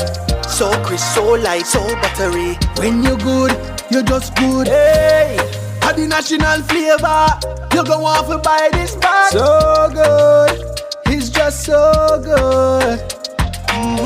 Welcome Deluxe, the cream cracker that rises to the top. So crisp, so light, so buttery. National Baking Company, just so good. If you save, pay, borrow, invest, or insure with NCB, now it's time to own a part of the NCB Financial Group Limited in its additional public offer. For as little as $6,500 in the general pool, you can own shares in the business built on strong performance and making life better for all Jamaicans. Invest in our future. Invest in your future. Offer opens May 6 and closes May 27. Apply for shares at goipo.jncb.com. Conditions apply. Nationwide 90 FM is at it again. Team Revolution will clear every hurdle and sprint to the finish line as we cover the games of the 33rd Olympiad from Paris, the city of love. Fraser Price gets the start, and look at this, Ahuri going well, and here they're coming to close it down. Jetta's coming through, but Fraser Price on the near side, the Olympic champion defends! She defends the title! Wonderful run by Shelly Ann. Nationwide's coverage is powered by our diamond sponsor, Pizza Hut. Now, that's delivering from all locations, island-wide.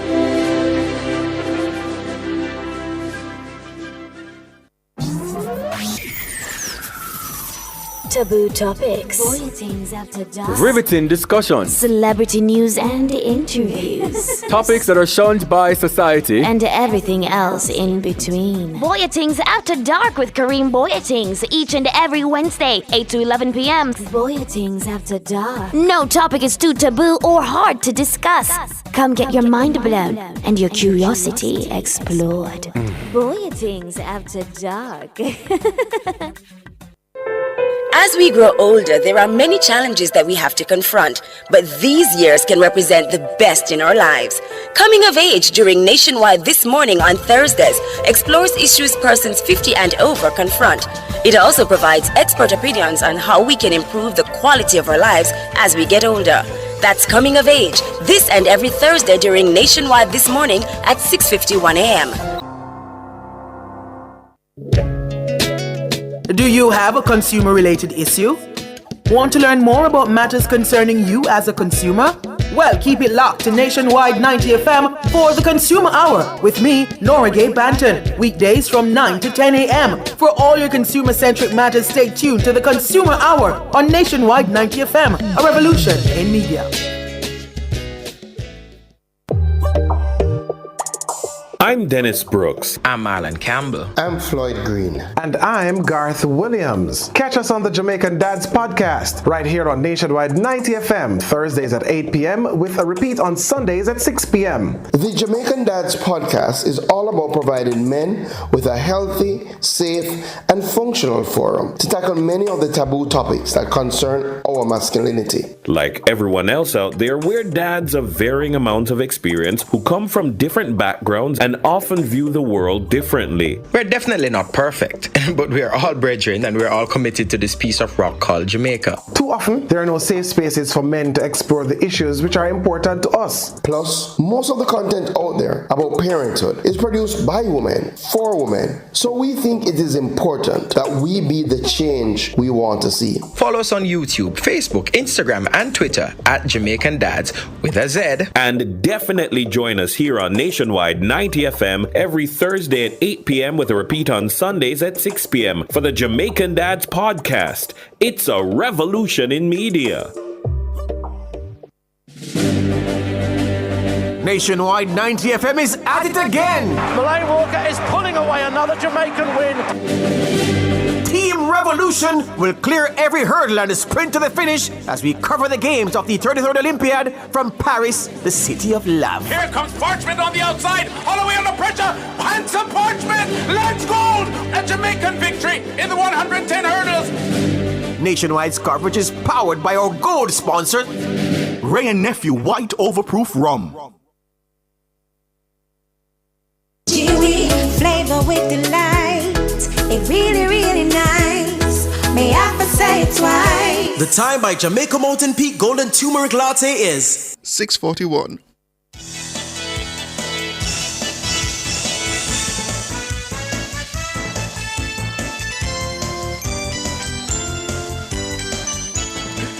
It's 6:41 and we're now on to the nation's business. I'm Siobhan Campbell.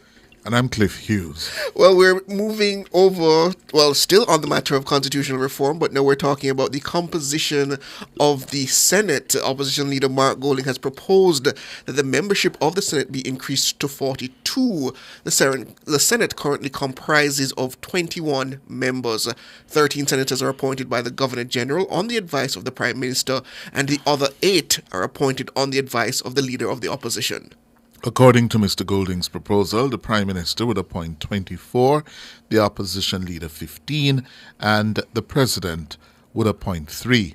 Mr. Golding says the President's 3 appointees should be persons recognized for their independence, good reputation, and eminence.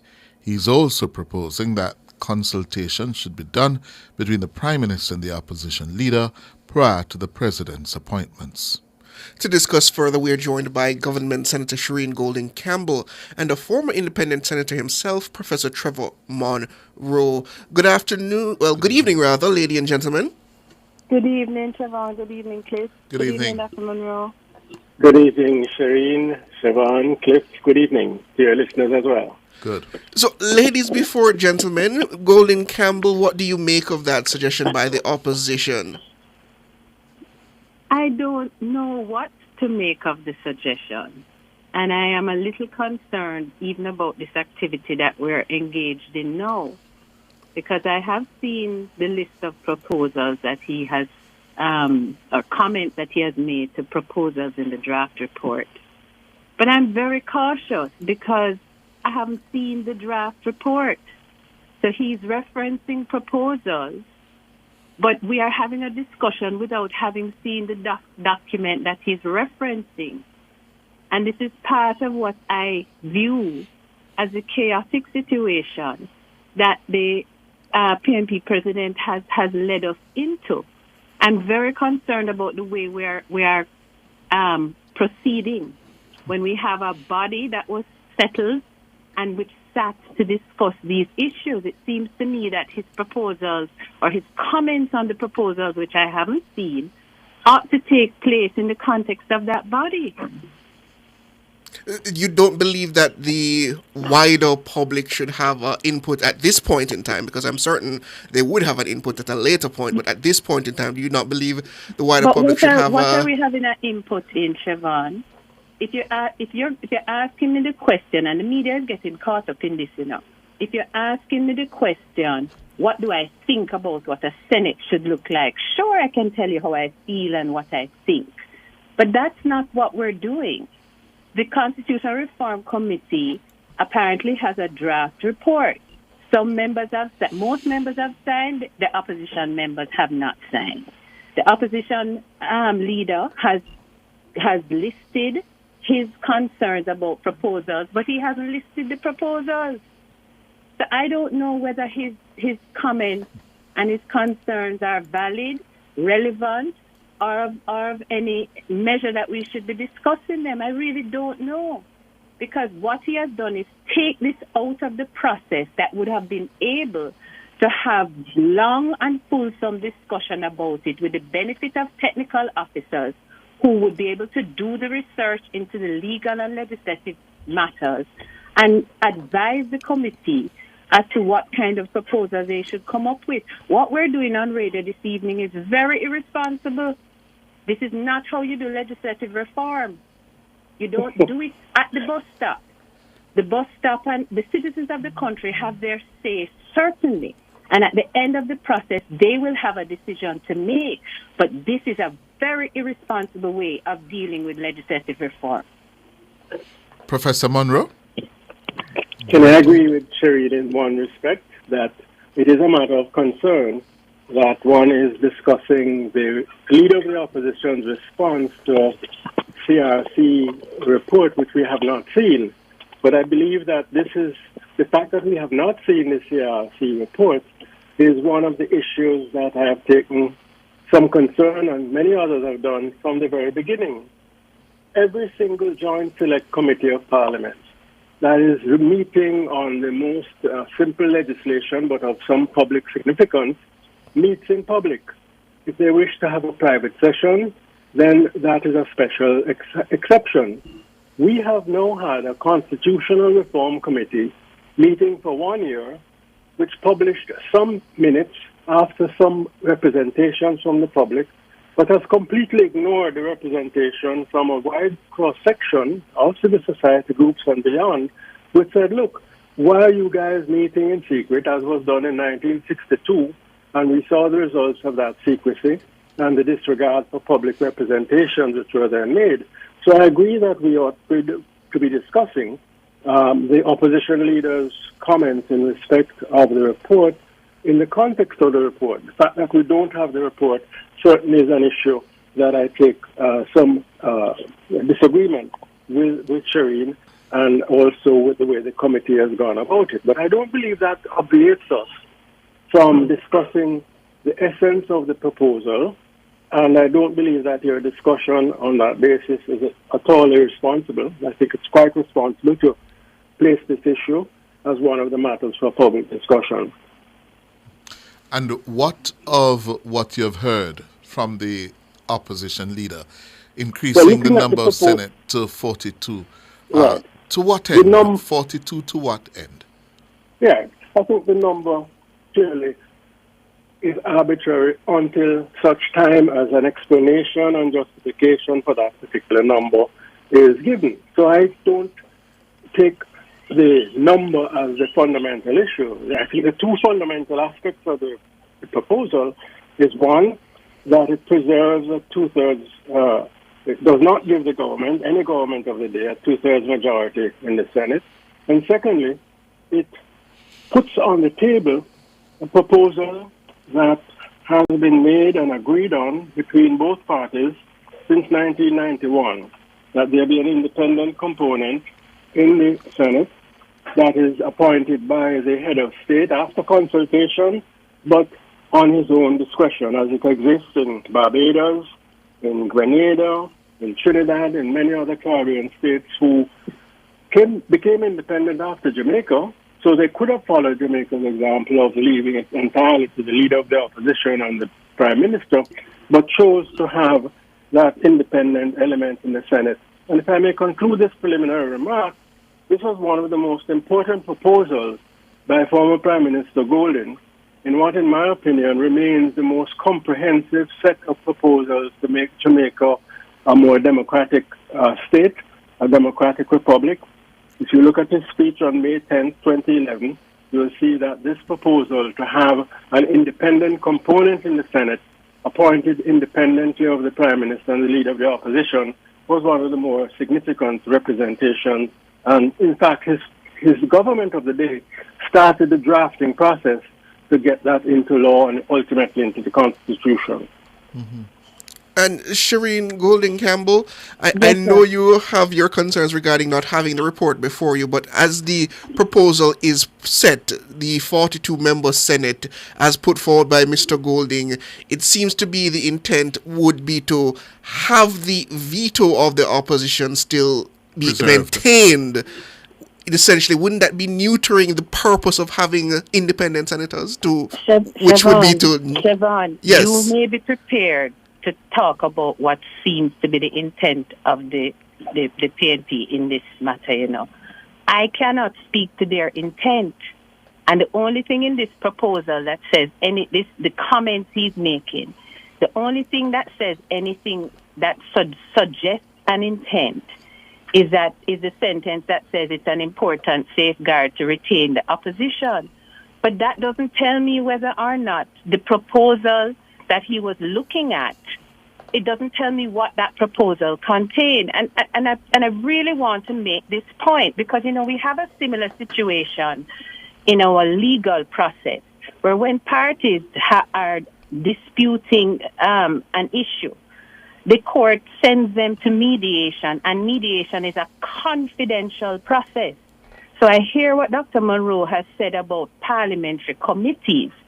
But when we are looking at something like this, which has revealed itself to have great areas of contention between the two constitutional bodies, the opposition and the government, we have to have those discussions in a place where those discussions can be ventilated, where they can have support of research, etc. In the court system, when parties go into that mediation room and they disagree and they can't agree, they come out of the mediation room and they go back to the court. And the court then decides what they want to do and what must happen. What we have here is a situation where there's no court when the opposition walks away. We are in a place of chaos. And what we should be saying is, opposition leader, go back to the table, go back to the drawing board, sit down, thrash out your concerns with the members of the CRC, and prepare a report that will then ultimately be approved for tabling in Parliament. And that is the point when the people and all the stakeholders will have a chance to decide whether or not they like or they don't like the proposals in the report. And it will be widely debated at that time. That's the process. We are really discounting process, and process is very important in constitutional reform. Isn't that reasonable and rational, Professor? Absolutely not, in respect of the fundamental law of the land.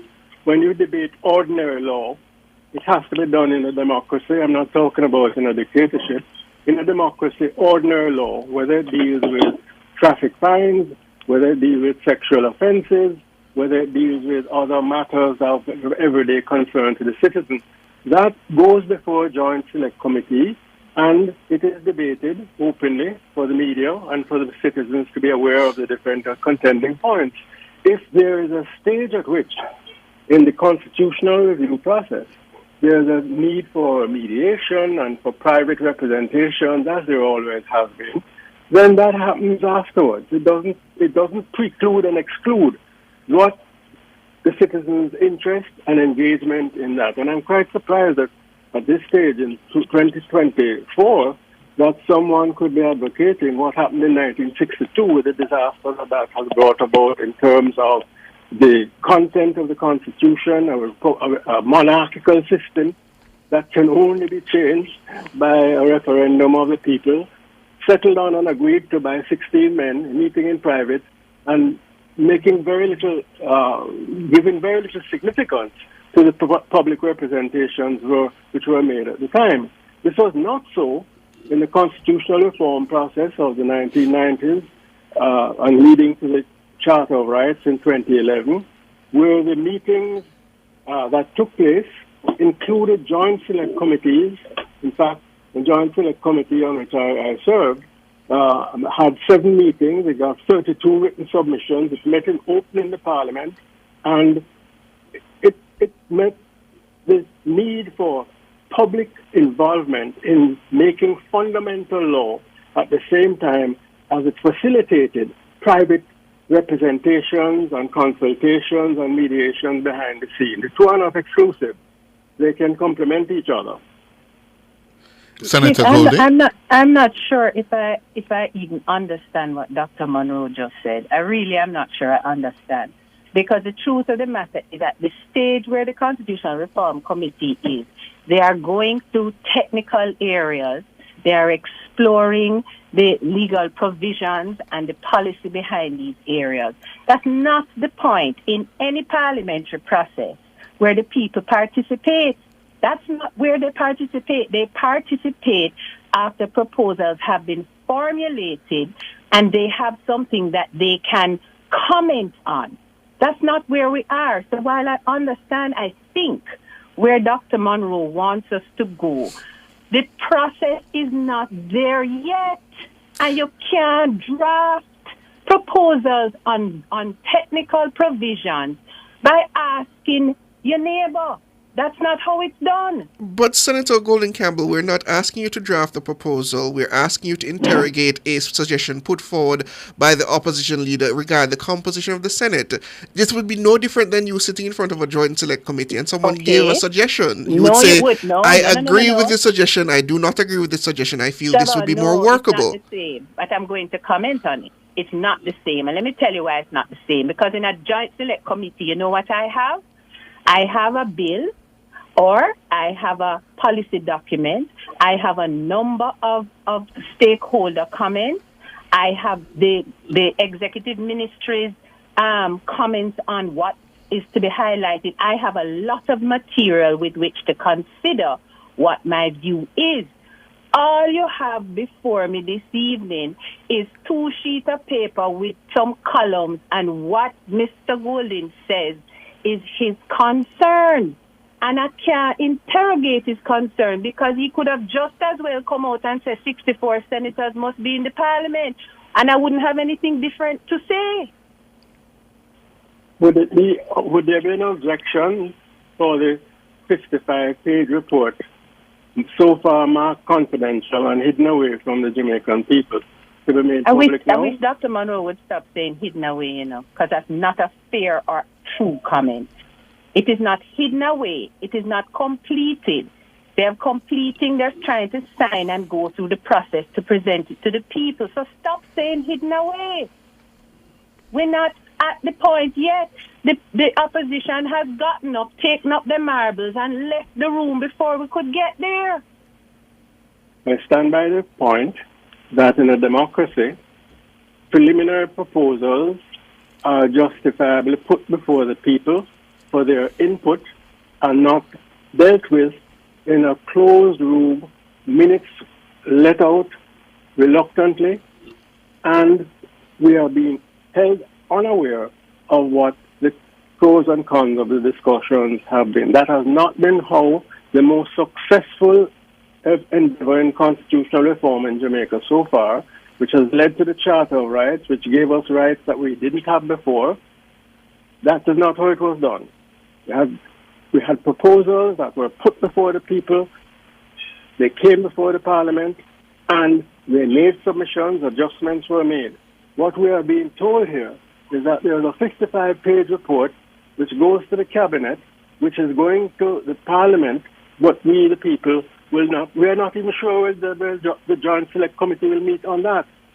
The Minister the Minister of Legal and Constitutional Affairs has declined to state whether there has been a decision to do what has done in the previous constitutional reform process, which is to have a Joint Select Committee contemplate the proposals that are being put to the people.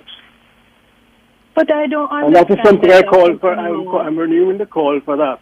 That we get an assurance Dr. Monroe, you're calling that a Joint early. Select Committee be appointed. Hold on, Dr. Monroe. To discuss the issues that are in that report. Senator Golding Campbell. Okay, but all I'm saying is he's calling early. He's calling early. I don't know. The report needs to go to Cabinet for Cabinet to table the report. That's a normal process. That's how it is always done. You do a report, Cabinet looks at it, it's tabled, right? The Parliament is where the people are. I don't understand Dr. Monroe's separation of the people from the Parliament. There are 63 constituencies there representing the people of Jamaica. In debate, in Joint Select Committee meetings, you have stakeholders. Everybody has the right to send in their view. There's none rejected within the time that the committee is meeting. But we are not there yet.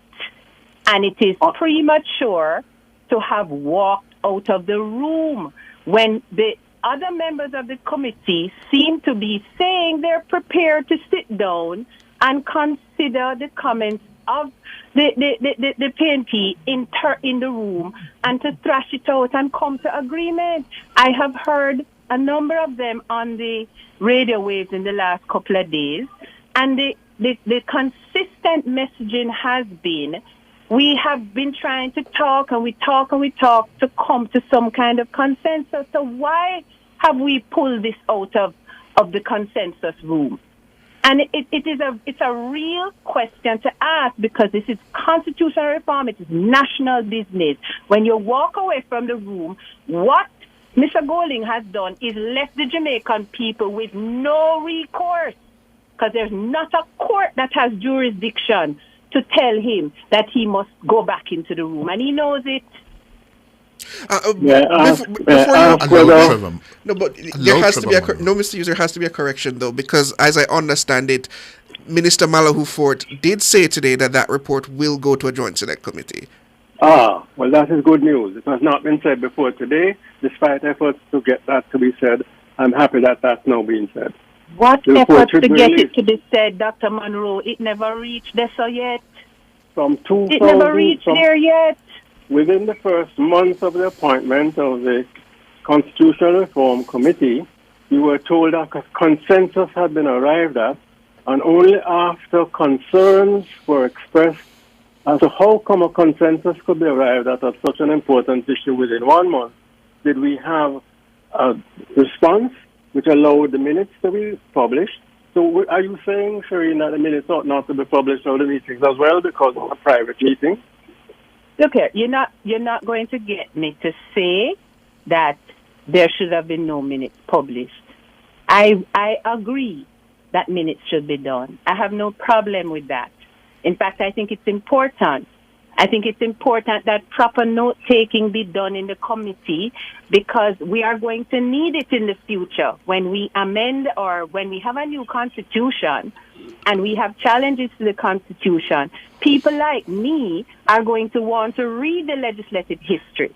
One of the problems I have with our current constitution is that when I am seeking to talk on a constitutional provision and I go and I do my research, what I find is little summaries of what the framers of the Constitution said, and not detailed documents giving me an idea as to why they chose the positions they chose. So it is important. Minutes are important, but we have them now.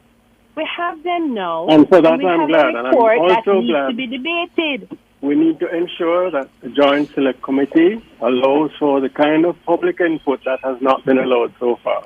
But can I put it to you, Senator Golden Campbell, what would be the effect or the potential use of a Joint Select Committee in a scenario where the opposition has essentially stated their red line and we seem to have reached an impasse? How would a Joint Select Committee improve that position? Well, but Siobhan, that's exactly my point.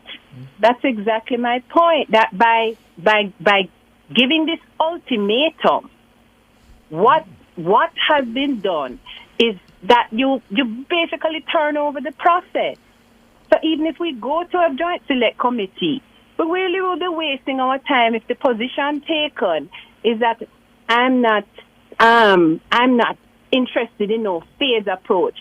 I'm not this, I'm not that, I'm not the other. If that is the position that the PNP president has taken, then where we're going and what Jamaicans have to ask him to do is to step back a little bit. Take a deep breath. Go back into the room.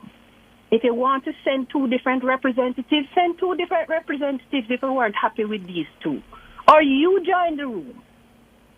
But go back into the room and work through this because that's what the Jamaican people deserve. And in fact, I consider it a duty of the two sides to sit in the room. And why I said duty is because there's no other option. There's nobody else who can decide it until they agree. And Professor Monroe, your take on that? Would you agree with? In respect of the specific proposal that has been made, whether it comes from the leader of the opposition or anywhere else, I support the preservation of a veto by the opposition and other elements in an upper house as exists in other jurisdictions, and therefore I support as well an independent element in the Senate, which, by the way, when the Don Anderson poll was done in September 2022, 70% of Jamaicans supported the inclusion of independent senators. So this is not just a question of leader of the opposition proposing. It's a matter that has been agreed on by successive prime ministers, successive joint select committees, and has been endorsed by a reputable poll in which 70% of the Jamaican people say we want to include independent senators in an upper house. Well, I appreciate that comment, Professor Monroe, but to the Shireen Golden Campbell's point that the two leaders need to get into a room and hash it out, do you support that call? Absolutely. That is how constitutional reform has been done. The question is whether either of these two leaders wish to sit together in similar talks as the Vale Royal talks, or the way in which Bruce Golding got the Charter of Rights, where he had a one-on-one with Prime Minister Portia Simpson-Miller. The question is that in these processes, the public must be fully engaged at the same time as there are private confidential consultations to facilitate movement forward. These are not mutually exclusive. These are complementary. Professor Monroe and then Senator Golding Campbell. Yesterday here, a member of the committee, former cabinet minister, senior attorney, King's Counsel Hugh Small, made the point that it's time we put a pause on this and wait for the new parliament after the next general election, because now is a bad time. People are angling for political advantage. Expediency is the name of the game now, not country, but expediency. What say you? Go ahead, sorry. What say you? Go ahead, Senator Golding. I think we've seen that over the last few days. So I don't have any argument with that.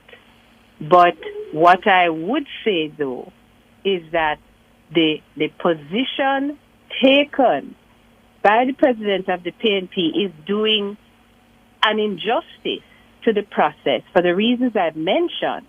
But let us say the shoe is on the other foot. How is he going to get agreement on these things if he were ever to form government? if he has taken the position he has taken now, it's as if he's driving us into a permanent stalemate on constitutional reform. So maybe it is, you're right, that there needs to be a cooling off, right? But it's not so much about the period. It's really about the decision that the holder of the opposition office is taking. That is inimical to the process, killing the process. So, yes, we're going to see some silly season stuff happening. It's already started happening, and it's not good for this kind of discussion. But we'll see. Trevor Monroe? I've said before, and I say it again. Public education is foundational and fundamental to any constitutional reform process. The leaders in consensus and in agreement, that obviously is required.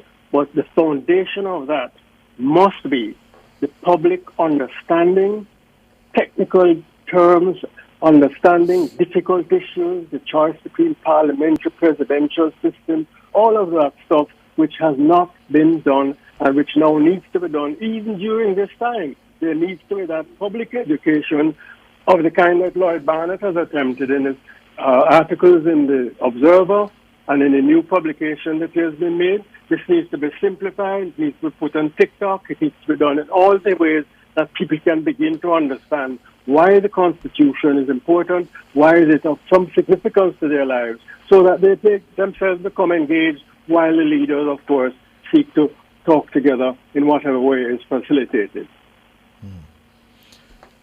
Trevor Monroe, Shireen Golding Campbell, thank you.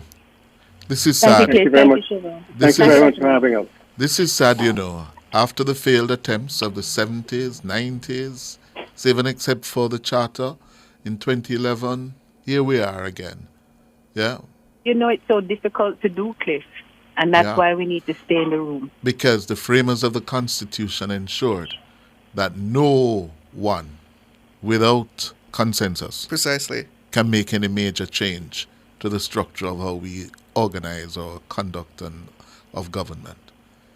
You know, and that has its advantages, but it also results in this kind of lock jam we're in. We did get major change, Cliff, in 2011 by a combination of leaders speaking to one another, and secondly, massive public engagement and involvement on the fundamental issues that were being discussed. That didn't happen in 2011 alone, though. It had been happening for a decade or more before. And it did result in what we have now, which is the right to a healthy environment. We have rights we did not have before because that process was sustained despite hitches, despite potholes along the road, and ultimately the people were the foundation, along with the statesmanlike behavior of two leaders who were prior to that conflicted. That's how we're going to leave it. Thank you very much. Thank you, gentlemen. Thank you. Have a good night. Thank you for having us. Good. This is Nationwide at 5.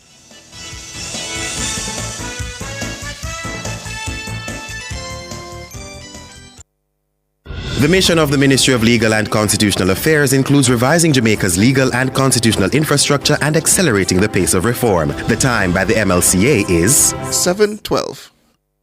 Touching lives every day, so many different ways, a part of all you do.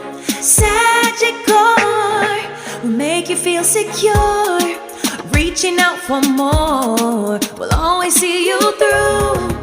Reach for more, whatever you're dreaming, whatever your goals, will help you achieve them. You're never alone. Taking care of today's needs, take care of tomorrow's dreams. Every day helping you succeed, that's what Sagicor means. Today's needs, tomorrow's dreams. Sagicor. Nationwide 90 FM is at it again. Team Revolution will clear every hurdle and sprint to the finish line as we cover the games of the 33rd Olympiad from Paris, the city of love. Fraser Price gets the start, and look at this, Ahuri going well, and here they're coming to close it down. Jetta's coming through, but Fraser Price on the near side, the Olympic champion defends! She defends the title! Wonderful run by Shelly-Ann. Nationwide's coverage is powered by our diamond sponsor, Pizza Hut. Now, that's delivering from all locations, island-wide.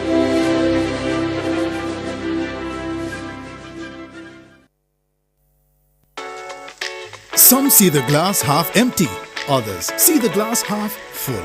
You check if there's water in the tap, because smart investors think ahead. This is Sagicor Investments. Think like a stockbroker, giving you a clearer perspective on the investment markets. Good evening, listeners, viewers, and welcome to another exciting episode of Sagicor Investments, Think Like a Stockbroker, where we give you the information and insights you need to navigate the market. Again, joining me is Jodian Ayres. She's Sagicor Investments Assistant Vice President for Research and Strategy. Good evening, Jodian. How are you doing? Good evening, Siobhan. I'm doing well. How are you? Doing quite well. So we have a lot in store for another episode. And let's start with a recap for last week, though. We discussed NIR, Net International Reserves. Give us an explanation as to what those are and how they affect stock brokerage. Okay, so they're quite important to the economy, and as such, they do have an impact in terms of how it is that you think like a stockbroker. So our reserves really are safety nets. It's really a government set aside some funds in the event of economic downturn, and it also helps, it can be used to help with currency stability, as well as it also feeds into investor confidence. So you want to think of your reserves as funds that are set aside in the event that something should go wrong, that the government has an opportunity to tap into those funds to help out in a situation where there is some sort of a downturn. So for example, we are an open economy, which means we trade with the world, and so we tend to keep those reserves in a foreign currency, so that if, in the event that, for example, we have a shock and we're not able to earn as much US dollars, then we'd have those reserves that we can tap into that will keep the country going. So we'd still be able to get our imports because we have that reserve. And as a stockbroker, what they're looking at is the stability of that country. So if it is that you're buying a stock in a particular country, you want to have an idea or a feeling that that company is in a country that's doing well, a country that in the event something should go wrong, they'll be able to take themselves out of it. So it's important to keep track of those as an investor. Definitely. Well, this week we're supposed to be touching on gold, precious metals. Yes. Prices are high, although I believe gold prices always tend to fluctuate up. I believe that we discussed that last week. So let's go into depth now. How is gold important to a stockbroker? So it's very important. As you mentioned, it's a precious metal. So it is really a metal that when you look at it, at the core of itself, it doesn't really corrode easily. So it's something that persons from ever since from historical ancestral days would have been wanting to hold gold, because it's easy to melt. You can melt it and then you can use it. And it's a metal that, you know, if you put it aside, it's going to be there when you come back for it. It's going to look the exact same way. It's not a commodity. It's not a metal that loses value over time. And as such, persons tend to move towards gold. And as you said, it's a price that seems to always fluctuate upwards. And because of that, there is some amount of demand for it, and it provides what we call a hedge for inflation. And as you can imagine, we're now in a high inflationary environment, that if it is that you have something in your portfolio, for example, as gold, it will help to benefit you because of how that price moves. And so it helps you to not necessarily feel the impact of inflation on your portfolio, because other asset prices in your portfolio may actually be dipping, or they may not be moving as fast as inflation, whereas we'll see that gold actually is going to outpace it. And that is really one of the key benefits. So it helps with diversification in your portfolio, because it's adding something a little bit different outside of particularly a stock in a company, or if you have some sort of bond exposure. And so it gives you diversification, as well as it provides that sort of an inflation hedge. And that's one of the reasons why stockbrokers tend to want to have a piece of gold in their portfolio as well. So it's a very useful safe harbor. Yes, I would say so. So how does one go about getting gold into their portfolio? How do you introduce it? Okay, well, I think that the cost of gold per ounce is something like 2,300 US. And so it may be daunting to then say, you know, I'm going to buy gold and store within my own home.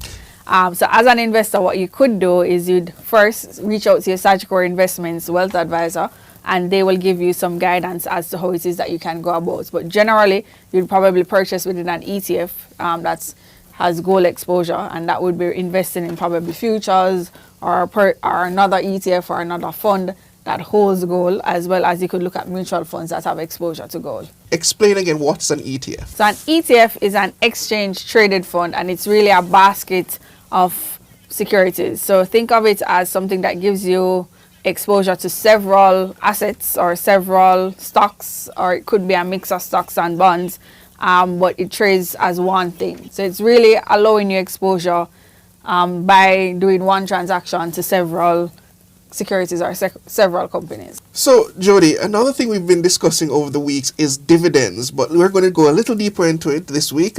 Explain to us how do we chase down stocks and other portfolios when we're looking to incorporate dividends as the objective? So we'll start out with, what it is. So it's another key benefit that shareholders can look forward to. And it's what we call somewhat of passive income, because typically you'd buy a stock with the aim of price appreciation. And so while it is that you're waiting for that price appreciation, because, it takes a little time, you will be in that interim earning some what we call dividend. And dividend is really where the company decides to pay out a portion of their profits to shareholders. So as a shareholder, you're owner of the company, your company is making profit, you're owner of it, and then there's a decision that says we're going to give you a portion of that profit. So they can decide as a company to not pay out dividends. So they can decide we have a project that we're working on, there is something within the business that we want to facilitate and develop, and so we're going to put profits towards that.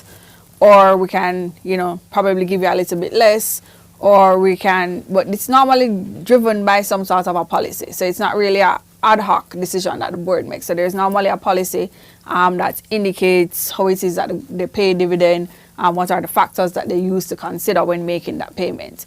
And in terms of the frequency, that varies. So you have companies in the States that pay monthly. The most frequent we see locally would be a quarterly. There are some that do semi-annually, and there are some that do it once per year. But it's not a definite guarantee that there is going to be dividend. And we also know that companies that pay dividend tend to be larger, stable companies, because a company in that early development stage of growth is really reserving some of its profits for further development, because it's putting it back into the company to fuel that growth. And so it's normally your larger companies that tend to give you that better or stronger in terms of a dividend yield. And your dividend yield is really where we're comparing the dividend that you're getting to the price that the company is trading at. In terms of, as you mentioned, objectives, like how it is that you look about it, there are several ways. So there are some persons who want to, as I mentioned, be more passive. So we're looking to harvest dividends. So we're really buying stocks and we're then getting dividend over time. There are other persons who are a little bit more active in the market that are trying to do what we call dividend capture, meaning that they're trying to buy it just when the notice comes out that there is going to be a dividend payment, and then hoping to sell it right after the dividend payment at close to the price that they bought it at. So technically, you really just capture the dividend because you buy it at this price and you sell it back for close to the same price. And then there are other persons who, through exposure to ETFs, as we have been talking about, that they would then get exposure to a ETF that is focused on doing whether the capture or the harvesting. So the ETF is doing the hard work for you. So they are putting together a basket of companies that are either high dividend payers, or they have high dividend yield, or they have frequency in terms of dividend, and then you'd buy into that ETF and you pay the fund to do that work for you. How now would Sagicor Investment assist someone who is going into the matter of building up their portfolio with the objective of now seeking those dividends? Would you handle that? Do they give you the information and you explain to them what you will be doing for them? Shout out my research department, because one of the things that they prepare on a daily basis is what we call a market roundup sheet that actually looks at all the companies that are listed on the Jamaica Stock Exchange, and it provides you in terms of the key ratios, and one of those is the dividend yield. So you're able to look at that table and see which companies are paying the higher dividend yield. You're able to see what is the dividend per share, and you'd have an idea from that sheet that is prepared daily and shared with clients in terms of what it is that you could look at if it is that you want to do you want to go for dividend.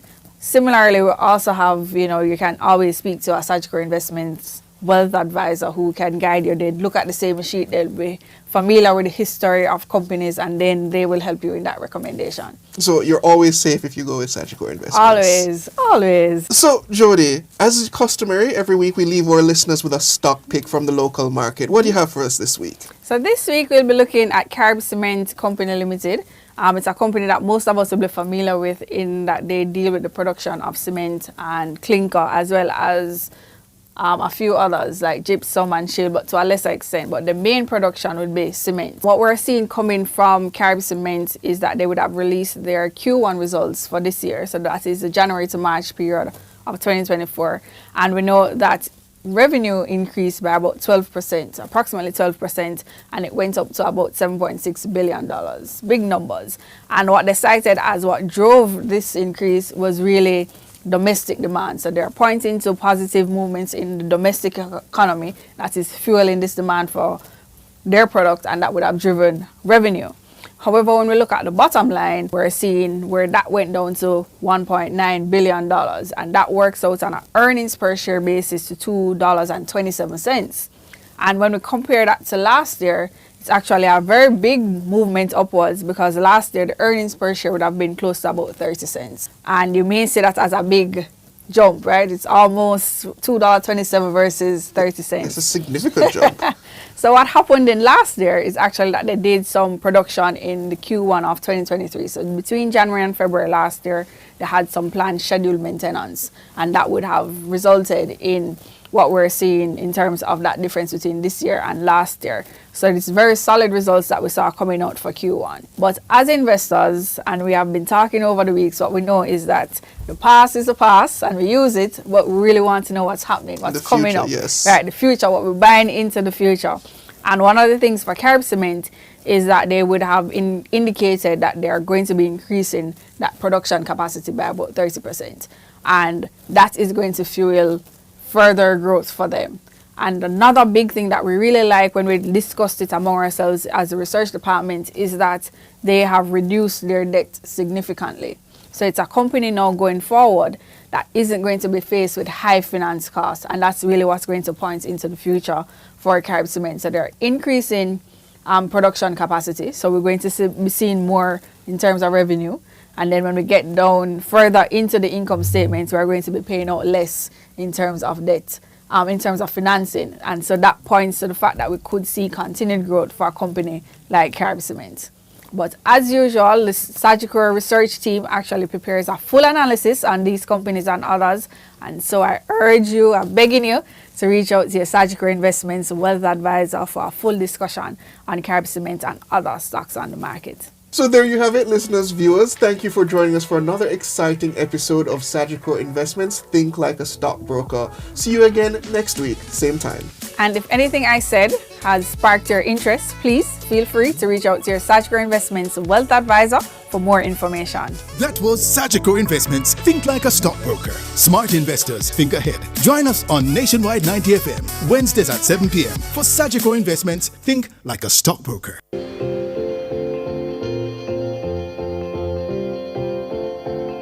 When you build wealth with Sagicor Investments,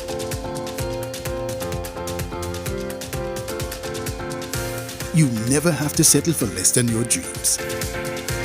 Call 888-SAGICOR to speak with a wealth advisor so Sagicor Investments can help you create, grow, and preserve your wealth.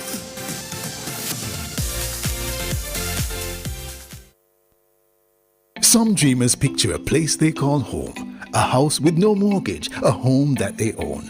Some dream of owning their very own store, meet a cafe or florist, or growing one into more. Where one dreams of making luxury shopping the norm, others dream of sports cars, the kind that perform. But one thing in common these dreamers all need is to build their wealth so they can achieve. Never settle for less than your dreams with Sagicor Investments. Call 888-SAGICOR to speak with a wealth advisor. The Watchman, exploring issues shaping our society, government, and business. Provocative, unconventional, Dr. Henley Morgan is The Watchman. Good evening. Rescuing our communities. One would be hard-pressed to find a community of similar demography and size to Trenchtown anywhere on planet Earth which can claim an achievement equal to being the birthplace of a music and culture with worldwide impact. Yet, Trenchtown has the reputation of being quote-unquote damaged goods, to use a term made popular by the late Butch Stewart for describing some potentially appealing but troubled tourism destinations. Trenchtown is but a microcosm of the over 500 Jamaican communities that have been allowed to slip into a reality well below their potential to provide decent living for residents and contribute to the country's gross domestic product, GDP. Lifting a community from the quagmire requires concerted effort by the key sectors. The first and most indispensable sector in a joined-up effort to rescue our communities is the non-government sector. Organized groups within the communities themselves, capable of leading and sustaining change. Communities that have been disempowered by a political process which is threatened by strong independent voices are often lacking in internal leadership, a key ingredient of the transformative process. Government also has a role to play. In fact, it's government that must bear the heavy end of the load. Communities that have suffered a history of garrison politics need enabling policies and public resources that go beyond addressing security concerns. They need special help to strengthen education and to solve infrastructural and housing problems. Bilateral and multilateral development agencies play a critical role in providing grant funding and technical assistance to make up for shortfall from government and its agencies. However, to access this competitive and rules-based funding source, communities must develop capacity and expertise in development planning and proposal writing. The private sector is the least understood and hence most poorly utilized sector in community development. Often overlooked is the role corporations and their foundations can play towards integrating socially and economically excluded communities into the mainstream economy for wealth creation. Rescuing our troubled communities must become a national imperative if Jamaica is to reflect the high ideals contained in its national anthem, motto, and pledge. Think on these things. Produced by Agency for Inner City Renewal, AIR, and recorded in the Jamming Studio Trenchtown, a breath of fresh air bringing change to the inner city. Some dreamers picture a place they call home, a house with no mortgage, a home that they own. Some dream of owning their very own store, be it a cafe or florist, or growing one into more. Where one dreams of making luxury shopping the norm, others dream of sports cars, the kind that perform. But one thing in common these dreamers all need is to build their wealth so they can achieve. Never settle for less than your dreams with Sagicor Investments. Call 888-SAGICOR to speak with a wealth advisor. Taboo topics. Voyagings after dusk. Riveting discussions. Celebrity news and interviews. Topics that are shunned by society. And everything else in between. Voyagings After Dark with Kareem Voyagings each and every Wednesday, 8 to 11 p.m. Voyagings After Dark. No topic is too taboo or hard to discuss. Come get your mind blown and your curiosity explored. Voyagings After Dark. Watch for Shelly and Fraser Price. I stay locked to the Olympics because, of course, I'm Jamaican. What you mean? Me, I have to tune into the Olympics, man. Because I'm always busy, but what? I have to know when Sherika Jackson beat Shakari. Brother, I have to have every notification for the Olympics. I want to hear every run. Now Sherika Jackson coming up. Every jump. Oh, that is absolutely huge of Wayne Pinkham. Every fling. Live. So, take us then. Nothing can miss me. We're always on the move. So while we're driving, run, Elaine, run. Jogging. Yes. Run, Watson. Win again. Watson is now a world champion. Or even at work. Quick. The race has started. We can't miss a beat because we keep it locked To the only station. For the Paris Olympics. Nationwide. Nationwide. Nationwide. Nationwide. 90 FM. Nationwide 90.1, 90.3, 90.5, 90.7 and 90.9, and on YouTube at Nationwide 90 FM Live. Nationwide, the new revolution in media.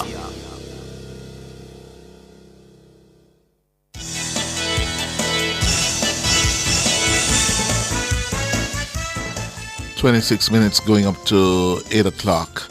And we are going to turn our attention this evening. Apparently there's been a motor vehicle crash on the Old Harbour Main Road where several people are involved. The police are there in their numbers, right, as well as several vehicles. And we're going to get an update from, we have Ludlow, or traffic reporter. Good evening, Ludlow. Good evening, Cliff. Where exactly? Good evening, Siobhan. Good evening. Where exactly are you, Ludlow? All right, I'm exactly just a few kilometers, well, not even a kilometer before you get to the final exit of that east-west highway on the eastbound side. Once you get to this exit post, you're going to end up in Old Harbour. That's the town of Old Harbour. Right. And you can see the total energies. Once you get onto that exit, you'll see the total energies in front of you. Maybe I might see flashes across the screen on that.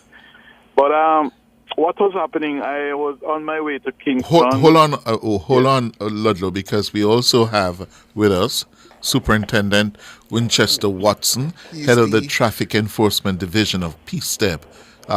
Superintendent Watson? Good evening, Mr. Hughes. Good evening. What can you tell us? What is happening there? All right. What I can tell you so far is that about 7 p.m., a heavy-duty truck was traveling along the P.J. Patterson Highway from the direction of Clarendon. On reaching the exit that takes into Old Harbour Bay, the driver was exiting the ramp when, for some reasons unknown, he lost control of the truck and the truck ran off into a ditch. It overturned and a male that was traveling on the back of the truck is currently pinned under the truck. Police are there, the fire unit, they're trying to get a heavy-duty crane to lift the truck to get that injured person out, to get him to the nearest hospital, but it may take some time. As you know, we're going to have a crowd gathering, but we are trying our best to see how we can get that injured man to the hospital. And what is the status of the driver? Is he all right? The driver is okay. He was not injured. I guess he's gone to some nearby, just to nearby doctor to check. You know, he's going to be frightened and shaken up, but yes, he's not injured based on the information I'm getting. What kind of truck you say it is? It's one of those heavy-duty trucks. You know, those trucks that transport light poles, one of those heavy-duty crane trucks, I was told. So it was transporting light poles? No, it wasn't at the time, but it was one of those heavy-duty trucks that, you know, sometimes them transporting light poles. Yes. So he lost control of the vehicle near the exit to Old Harbour?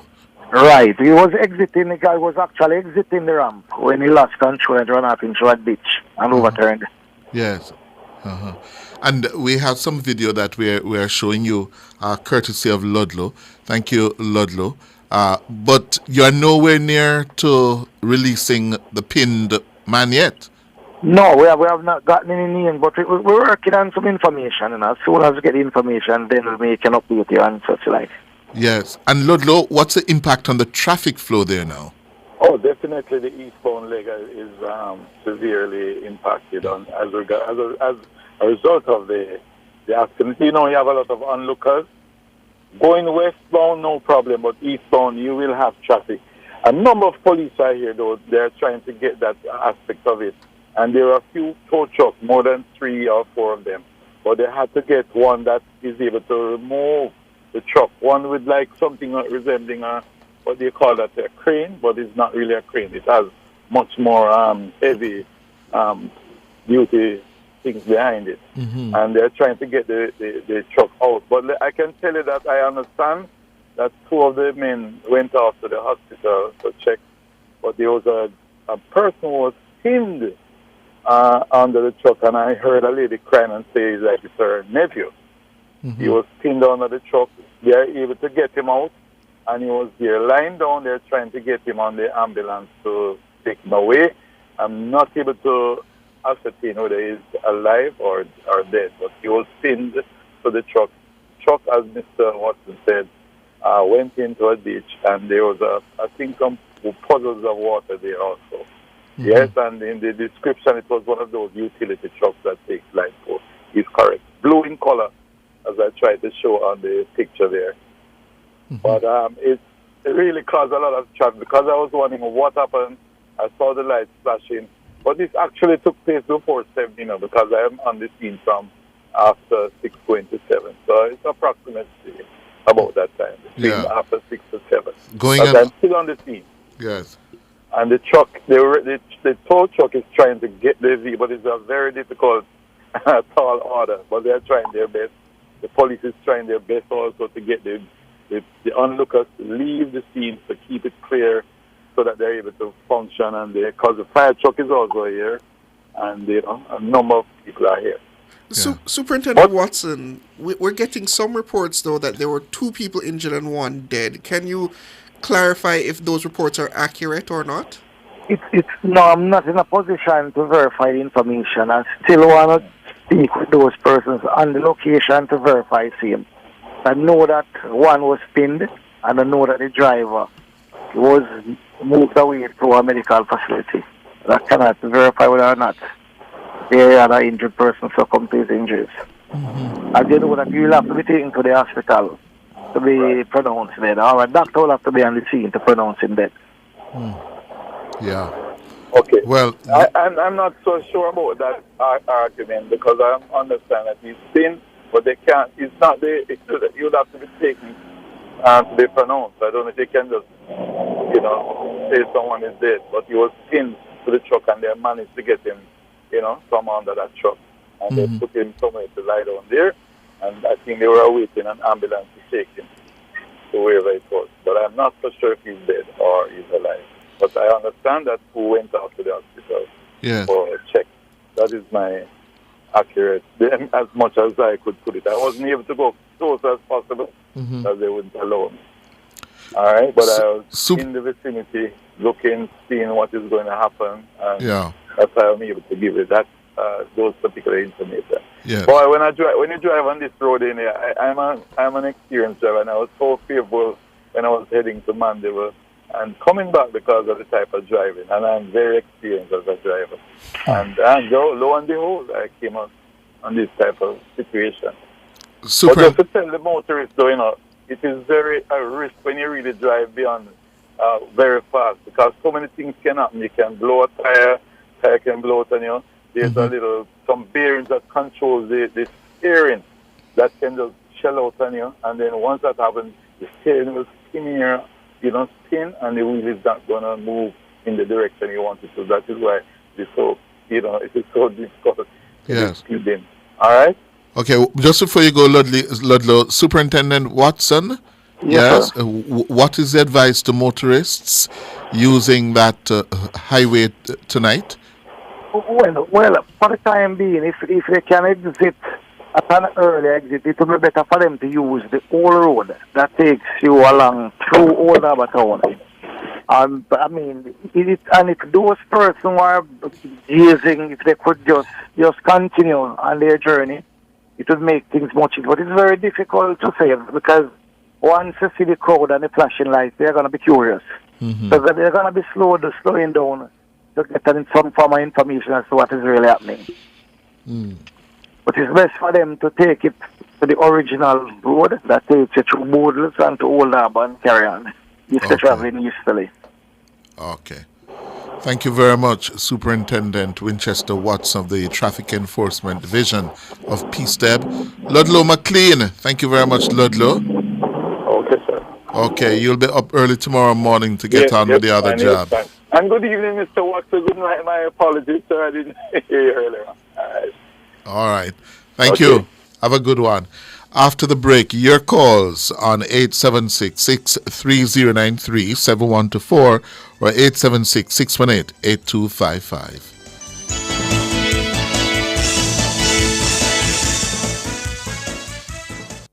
Some dreamers picture a place they call home, a house with no mortgage, a home that they own.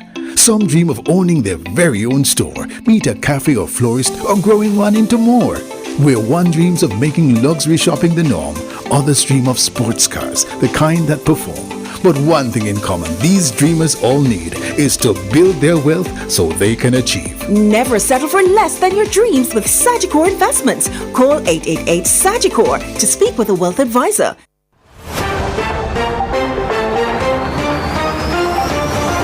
This is Wayne Walker from Nationwide 90 FM, and I'll be reporting live from the 2024 Paris Olympic Games. Nationwide 90 FM understands that this could be the best Olympic Games ever. Never miss a single moment, update, commentary, or analysis from the 2024 Paris Olympic Games when you tune into Nationwide 90 FM. Ronnie James is coming at Hudson Smith, but watch the Jamaican! Here comes Antonio Watson. This could be a photo finish. The Jamaican's got it. Nationwide 90 FM, we promise to give you A+ coverage powered by our silver sponsors, Digicel and Supreme Ventures Limited.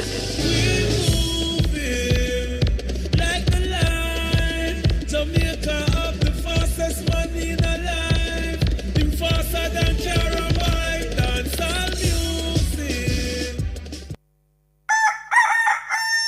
How certain are you that you're taking proper care of your pets? How often do you take them to the vet? Just as we need annual checkups with our doctors, most pets need regular checkups too. Owning and caring for a family pet doesn't have to be a difficult or burdensome experience. Nationwide 90 FM has an exciting feature called Pets World that will help you take better care of your pets. Join Nationwide 90 FM every Wednesday at 6:50 a.m. during the program This Morning as we take you into the do's and don'ts of caring for your pets. That's Pets World every Wednesday at 6:50 a.m. during the program This Morning on Nationwide 90 FM, a revolution in media.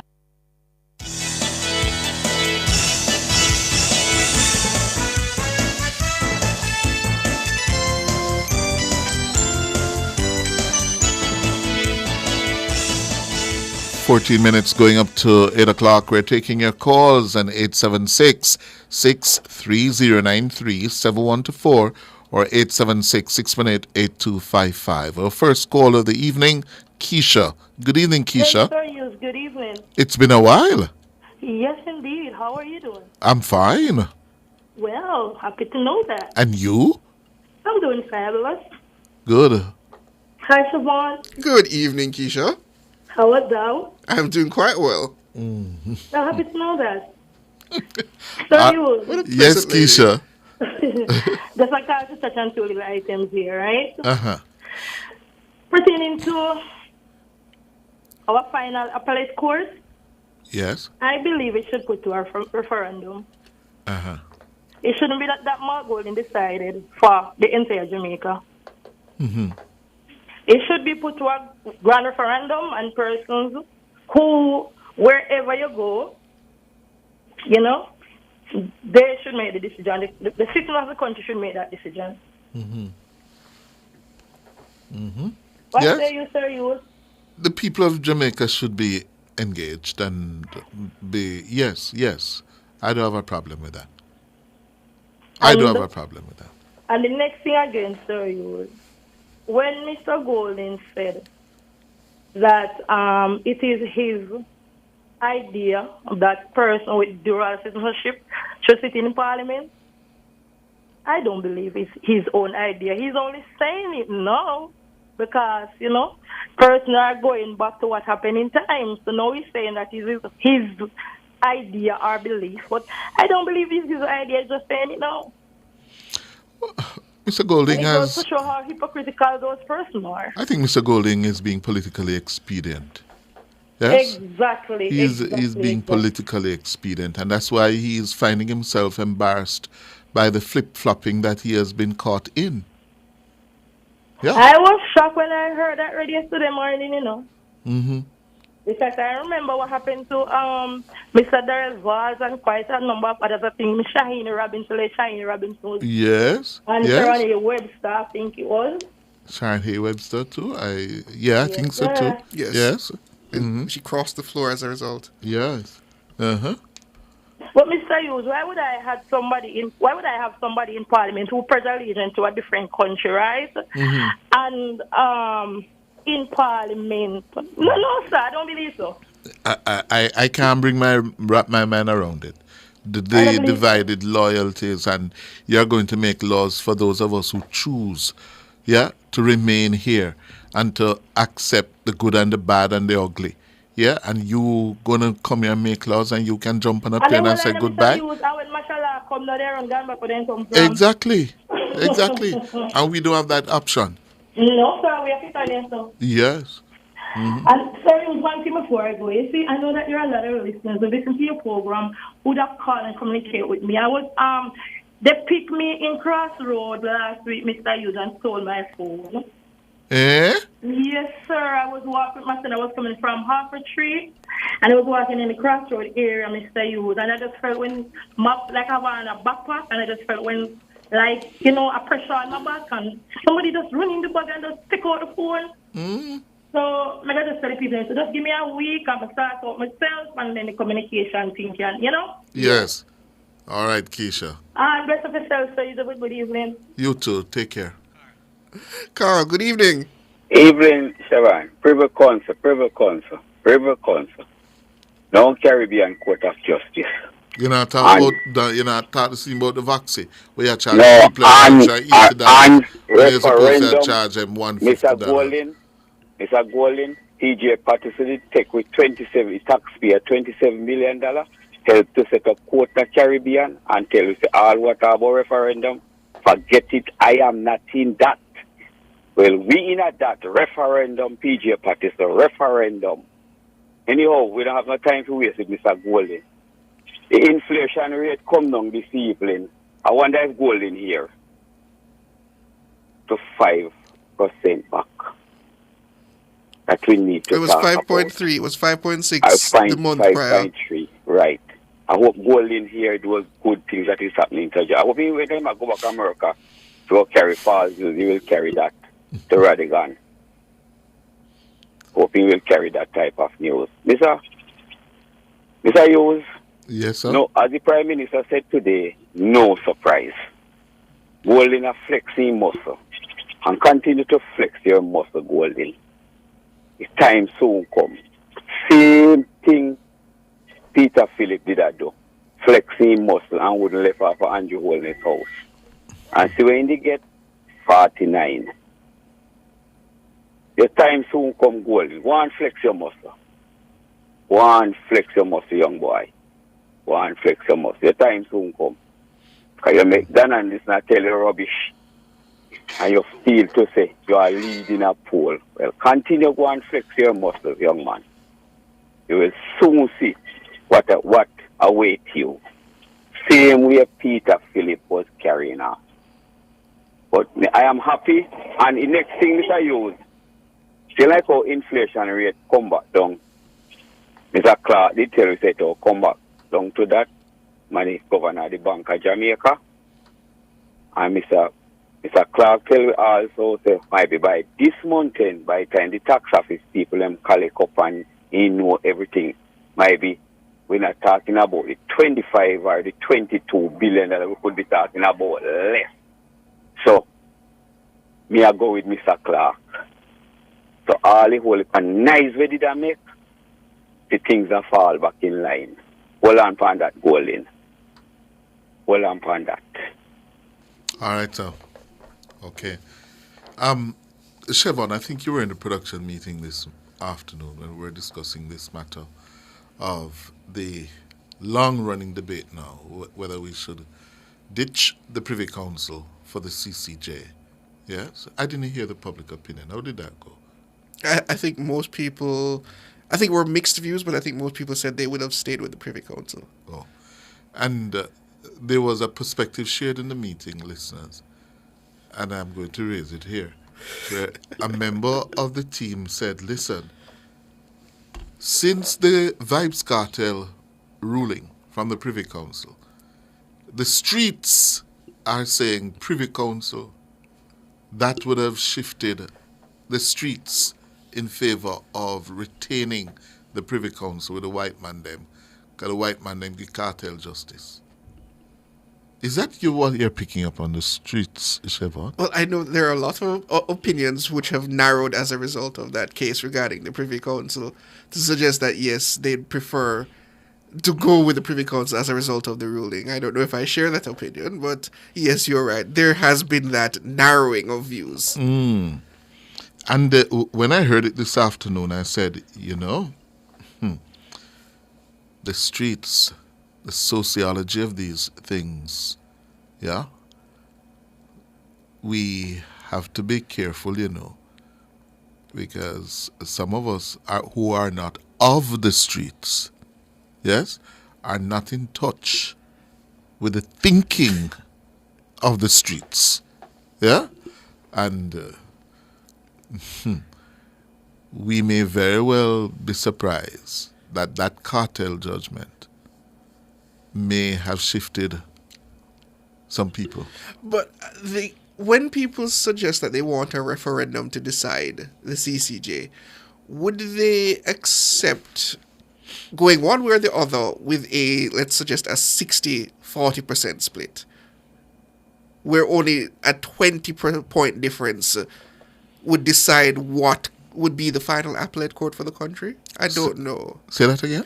Would we be comfortable with just a 20-point difference deciding the final appellate court of the country? I feel that it would require a higher threshold than that. But that is the threshold, 60%, isn't it? Yes, but I'm saying... By law? Or it's 66 and 2/3%? Yes, 66 would be... Oh. And I don't know if we'd even reach that 66. Yeah. I don't see any position getting a 66 2/3 support. I don't see that. But I agree it should be put to a referendum, if not a binding referendum, just to understand the thinking of the country and to give the political leaders something to chew on to suggest that, well, maybe this is where the country would like to go. Can we find a compromise toward going to that direction? Yeah. Beg your pardon. Well, that's how we're going to leave it this evening. Big issues that we have to grapple with. And we need leadership that is going to be able to rise above the partisan cut and thrust. And unfortunately, I don't think we have that. Yes? I don't think we have that here now. Not at all. Yeah. And I mean, even if an election, as Shireen Golding Campbell rightfully pointed out, even after an election, the bitterness that would ensue as a result, regardless of which direction the election, you would not get something as contentious as the CCJ completed. Yeah. All right. Thanks to our producer, Dana Davey, our callers, thank you, our YouTubers, our WhatsAppers, and our tweets. Thank you so much. To our technical operator, Andrew Anderson, and of course the members of the news and production team led by our editor today, Cara Powell. I'm Cliff Hughes. And I'm Siobhan Campbell. Reminding you, take care of your loved one and look out for your neighbor. Good night.